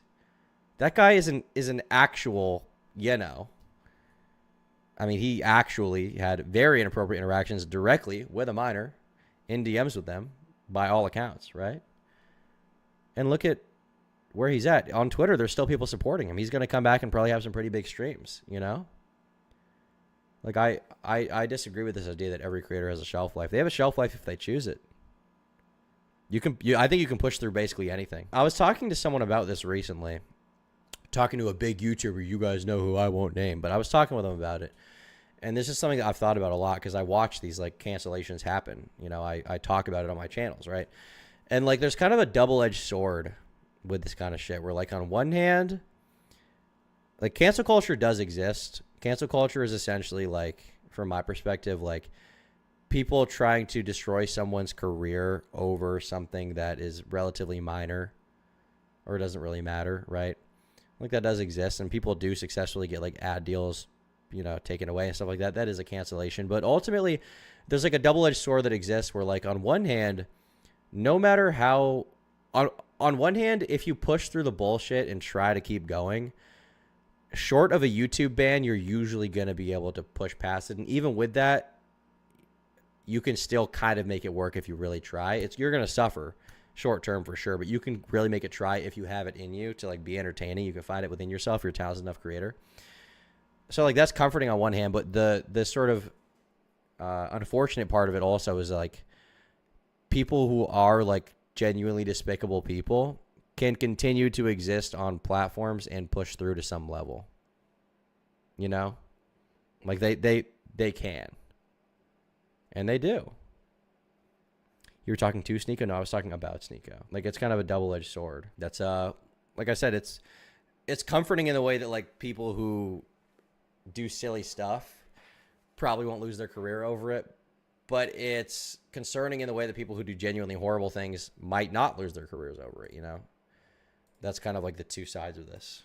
Were producing at this point, they weren't experimenting or innovating in the way Shane was. They were continuing to recycle the same formats while the views slowly declined. Because for a lot of creators who made it big in the early 2010s, their talent as entertainers was enough to carry their success. While Shane always had something to prove. I mean, I admit it. Where'd you get that hat? Great question. I got it from me, and they will be on sale. Can't tell you exactly when, because I genuinely don't know yet, but within a month or two. They'll be on sale. It feels weird to give Shane this much credit, but his history as a creator speaks for itself. Okay, I didn't really make it. SB in chat made it, so shout out to SB, but I contracted him to make it, but we will be selling it. Every time the platform started shifting, he would adapt accordingly. And by this point, YouTube finally became what Shane always needed, a great distributor for any kind of content. I mean, say what you will, but the algorithm has never been better at ensuring that quality content will find the right audience. So instead of creators having to make content that YouTube wanted, they could start focusing on making what people wanted to see. Not to mention that by this point, Shane had the contacts and resources to connect with all kinds of interesting people. So with all of these factors combined, it became clear that documentaries were the perfect way for Shane Dawson to finally get the respect he wanted. One of the most requested stories from over the weekend, and that is Shane Dawson popped up back in the news because of his Mind of Jake Paul docuseries. And that's really not surprising given the subject matter and the... And these were so huge, by the way, like, you guys, I assume a lot of you in chat remember, like, the way that, like, for commentary channels, like, or just a lot of YouTube in general, but, like, Content Cop felt at the time, right? Where, like, when it drops, it's like a event. That's how this series felt for, like, all of YouTube and, like, Shane Dawson. Like, it was so huge. In a way, it almost feels like one of the last times that, like, the entire community, quote unquote, like, was, like, all heads were turned towards one thing, you know? I feel like the only thing that's been comparable since then is, like, these Dogpack 404 videos that have been coming out about Mr. Beast. But even those videos, those are really impressive, but YouTube's gotten so big to an extent that I feel like you can never, again, recreate that kind of, like, platform shaking thing. Not to discredit Dogpack, it's just, like, it's kind of a it's a circumstantial thing around, like, the time that these videos exist in. But I mean, these videos were so big, man. They got so many views, and they were, like, they were way bigger than Content Cop too. Like, those documentaries he did got, like, man, like 20, 30, 40, 50 million views. So the conspiracy theories ones are here. The most popular video on his channel he's ever done is 52 million views about Jeffree Star. This one has 37 mil. This one has 37 mil. This Eugenia Cooney one has 33 mil. Like, they're so big, man. Inside the Mind of Jake Paul, 30 million. And he did, like, 8 of these videos, and they weren't even that good or interesting. I tried watching these videos on stream like, not even that long ago, and I think I made it through 1.5 of them before I was like, every video is, like, barely really saying anything. Like, nothing really that good is going on in these videos. But, like, look at the views they got. Like, they were crazy. They were crazy. And, like, there are tidbits of, like, interesting stuff within these videos. I can see why they worked, but, like, a lot of it is, like, slowly drip feeding information and just, like, edging people, essentially. When, like, these videos could have been, like, 3 videos, probably. Maybe even 1. Like, it could have been condensed so much, you know? Yeah. Number of people that have watched this thing. I mean, the episode 1 and 2 have gotten past 30 million views together. You can tell that your production quality is definitely really impressive now. It feels like I'm watching a show. Oh my God, that's the nicest thing anybody. And like, you doing it every day. Yeah. But as YouTube changed so much on a technical level, there was also a really big shift happening in society. See, by this point, YouTube was mainstream. So while it used to be fine for YouTube to act as the untamed Wild West of media, that wouldn't fly anymore. And due to factors that would take hours to explain, people were more willing to call out public figures for harmful behavior than ever before. Namely, this would include people digging into and resurfacing the pasts of famous people, which was especially troubling for Shane. Like, harmful behavior. Fired from the Flash due to offensive tweets. I feel like that's so silly. I really like the fact that, like, once again, this is what I was talking about. Like, I guess cancel culture does exist in, like, traditional media then, for sure. And it does work. And you can't just push on forever because you'll get fired for old tweets, right? Wow, interesting, huh? I like the fact that people have become more cognizant and, like, quote unquote media literate and, like, questioning of, like, the actions of celebrities and not just, like, taking what they say as fact. I like that kind of, like, checking of power, humbling of power. What I don't like is when the stuff that is people are being humbled for is, like, whatever. That's what I don't like. I feel like that's a lot of, like, the modus operandi at my channel. I feel like this video is giving me a peek into my own psyche because I feel like a lot of the stuff people get mad about is not a big deal, and I feel like a lot of the stuff that people think is not a big deal is. Yeah. The entire basis of his content strategy for years was to shock and offend. But one of his greatest strengths was also the very thing that made this trend absolutely damning for Shane. You see, most legacy creators would just have to apologize for jokes that relied on being cheaply offensive. But since these creators were typically fairly young and had matured That's a fire name. their content in the time Shout out since, they Higa. could generally move forward and even poke fun at their past ignorance. Wait, hold on. We can't say that one, remember? Why? That's a gay slur now. We can't get away with saying that anymore. Right. Let me just do that one again. That sounded so gay. What are you, a girl? Ian, calling someone a girl is not an insult. But like I said, in true Shane Yeah, it is. Dawson fashion, he had taken this idea to the extreme. Instead of just settling on jokes that were shocking, Shane had an entire ledger of really questionable interactions with his young fans. Yeah, and that's the thing that I feel like is like particularly bad. I'm curious what stuff he's going to bring up here, but I feel like the questionable interactions with young fans is like, that's the part that I care about. The blackface stuff is like, everyone was doing it, bro. That, like, everybody was doing it 10 years ago. Nobody gave a It's clearly humor. Nobody's really getting hurt. Who's getting hurt in this is children. How old is you anyway? 13. You 13, okay. Well, I've never seen that. What the I've never seen that. What? Whoa. I don't buy it. And Lucy, I checked my statistics and I have a lot of child molesters watching, so can you please eat a cocktail weenie? Do it slow. Not to mention that Shane would often Bruh. I bet $50 this man has an OnlyFans. I don't think Shane Dawson has an OnlyFans. Because if it did exist, I think we'd all be traumatized by it going viral on Twitter. to make statements that insinuated disgusting behavior on his part with no hint at these being ironic. No, but this child was probably 6 years old. First of all, I don't know if I'm allowed to say this, but like, she's like sexy. You're disgusting. I know, listen, we've talked about pedophilia this before. is Shane, like... I can't imagine that being sincere. I can't imagine that being sincere. I don't know. Because with the other stuff, it's really bad, but it doesn't seem like he's attracted to kids. But this one, like, it's just so hard for me to imagine this being a sincere comment, especially one that he's making publicly. I feel like this one is a joke. Like, do not say this. Here's my justification for pedophilia.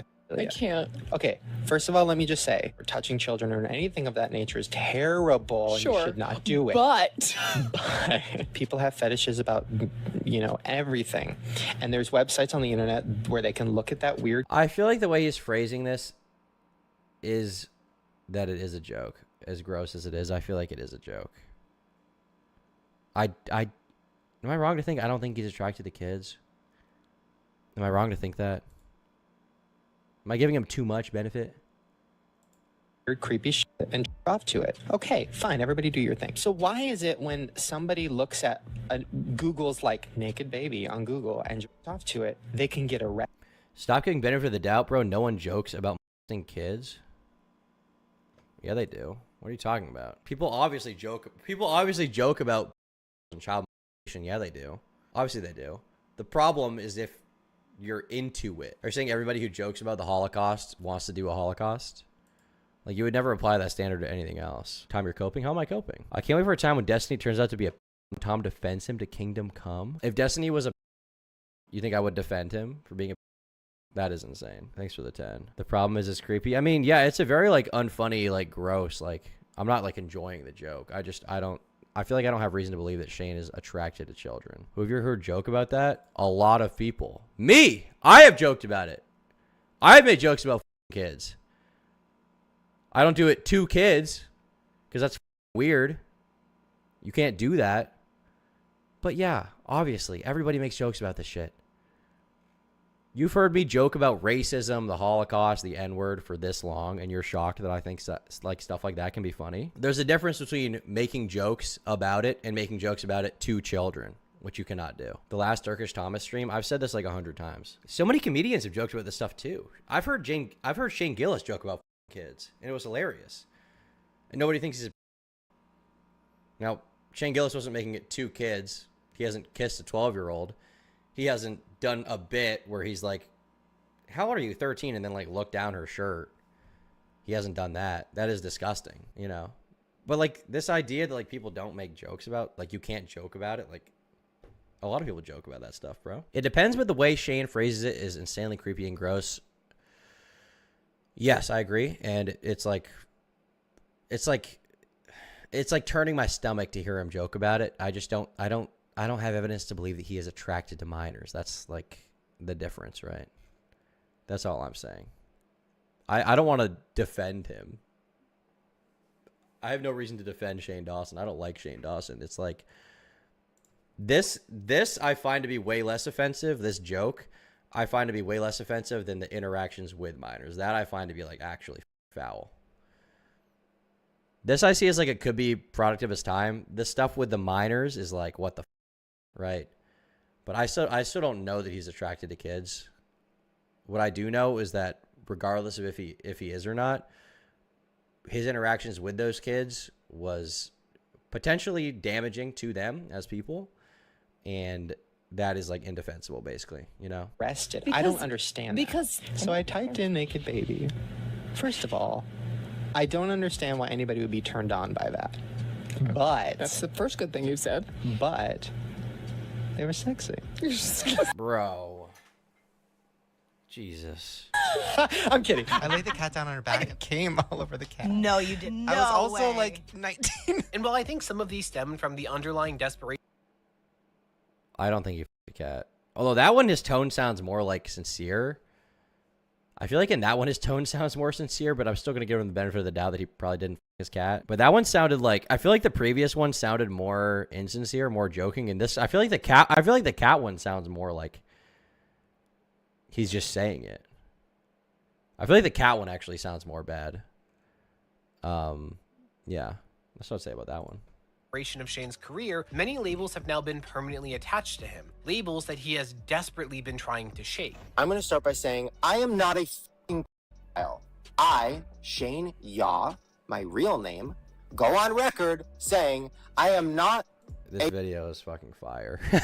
This video is awesome. Like getting in the camera really close, like, I am not gay. I, Tom Yaw, am not gay.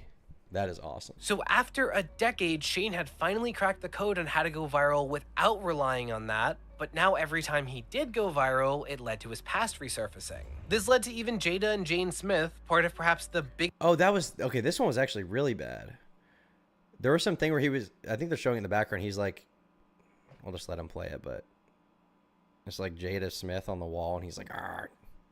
His family in Hollywood speaking out against him. Though on the content side, his documentaries have actually been pretty consistent for the last 5 years, amassing millions of views and often being considered trailblazing for YouTube. But on more than one occasion, these documentaries would go too far and stir controversy, such as when Shane insinuated that Jake Paul could be a sociopath despite lacking the qualifications to do so. That was completely...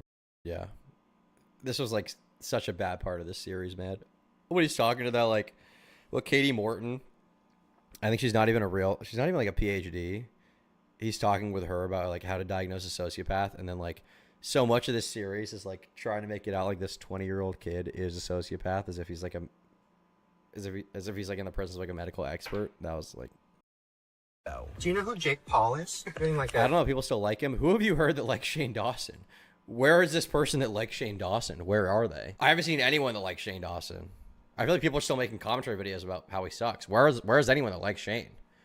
I haven't seen that person. Little documentary thing about whether or not he's a sociopath. Or popularizing conspiracy theories that impact the real world, but with too little evidence. So they have everything. They literally have your whole phone. That's not true. This is so irresponsible. When you type in your password, TikTok is not keylogging you and sending that to the server. Like, I think that this is so irresponsible, dude. It's just that... What he should have talked about is Edward Snowden. Like, this is fear-mongering, and I think that that's irresponsible. And because of how broad documentaries can be, Shane started to gain access to niches originally inaccessible to him, like beauty. I have a lot of questions about like the beauty community in general. A lot of questions. Like I want to like talk about all this stuff, but there's some stuff that he hasn't even told me because he's like, it's too much. But I want to know about the whole world. Why is it so chaotic? It's like the mafia. Which initially served as a great way for Shane to rapidly expand his... It's like the mafia, yeah. ...business even more. Like actually me doing something, like a makeup thing? There's your firstborn. Wasn't there some drama over Shane Dawson's makeup palette is horrible? I think I remember that. I think that was somewhere in my mind. This is coming out of me. Woo! Like the mini, we've seen her. She's Shane Soprano, Shane Yaprano. She's iconic. But this led to Shane getting involved with a conflict that was just so much bigger than anything he had dealt with by this point. Because unlike before, he was facing Oh, this meltdown stream was crazy. controversy for his actions in real time. You're fake crying. You are fake crying. You are fake crying. That is not real. I remember this video. That's not real. You're fake crying. Oh my god. I have been, oh my gosh. Though, of course, this led to, once again, Shane's past resurfacing, which finally ended up being the last nail in the coffin for Shane's image with the wider YouTube community. And since his uploads have... Rebecca Black on her creepy Shane Dawson interactions. I haven't even seen that. Remember the Keemstar makeup? Do you mean when he was dressing up like an emo guy? How are you awake, Tom? I'm always awake, bro. I'm a beast. drastically slowed down, with Shane only releasing occasional documentaries or his old conspiracy theory format. Instead, Shane has been uploading to a secondary channel with a strategy that more closely resembles his vlogging days, only instead of vlogging, the focus is Shane's new podcast, which, much like vlogging, is easier to publish regularly with far better profit margins than his alternatives, though mixed in are occasional videos where Shane investigates rumors about various chain restaurants. In other words, while Shane has always been known for going bigger and bigger with his content, he's finally settling for avoiding as much attention as possible, and I think that's very much intentional. I mean, at this point, this man is a father, a husband, and, you know, really rich. Even if it takes multiple podcasts to equal one of his documentaries in terms of profit, they take way less work and won't make waves. Hell, I don't think most people even realize he has a podcast. Yeah, they don't. I don't think anybody even knows he's around.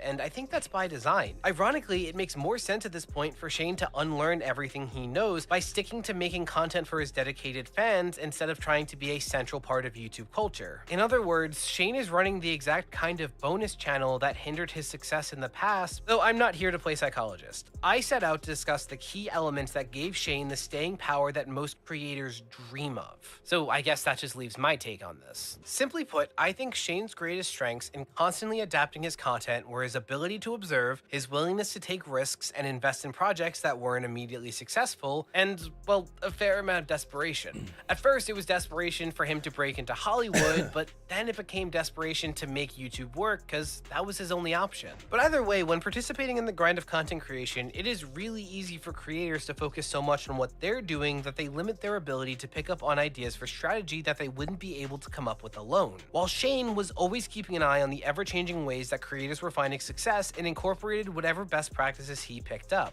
And this kind of practice is something that many of the top creators still recommend making a habit of. 29 of the 30 streamers that I surveyed said they take stream ideas from other creators. 29 out of 30! So if you haven't already started looking at other creators and trying to take some elements of it, twisting it to making it your own, then you were just simply not doing it right. Imagine a different world where you have 4 friends who are also equally grinding in something similar.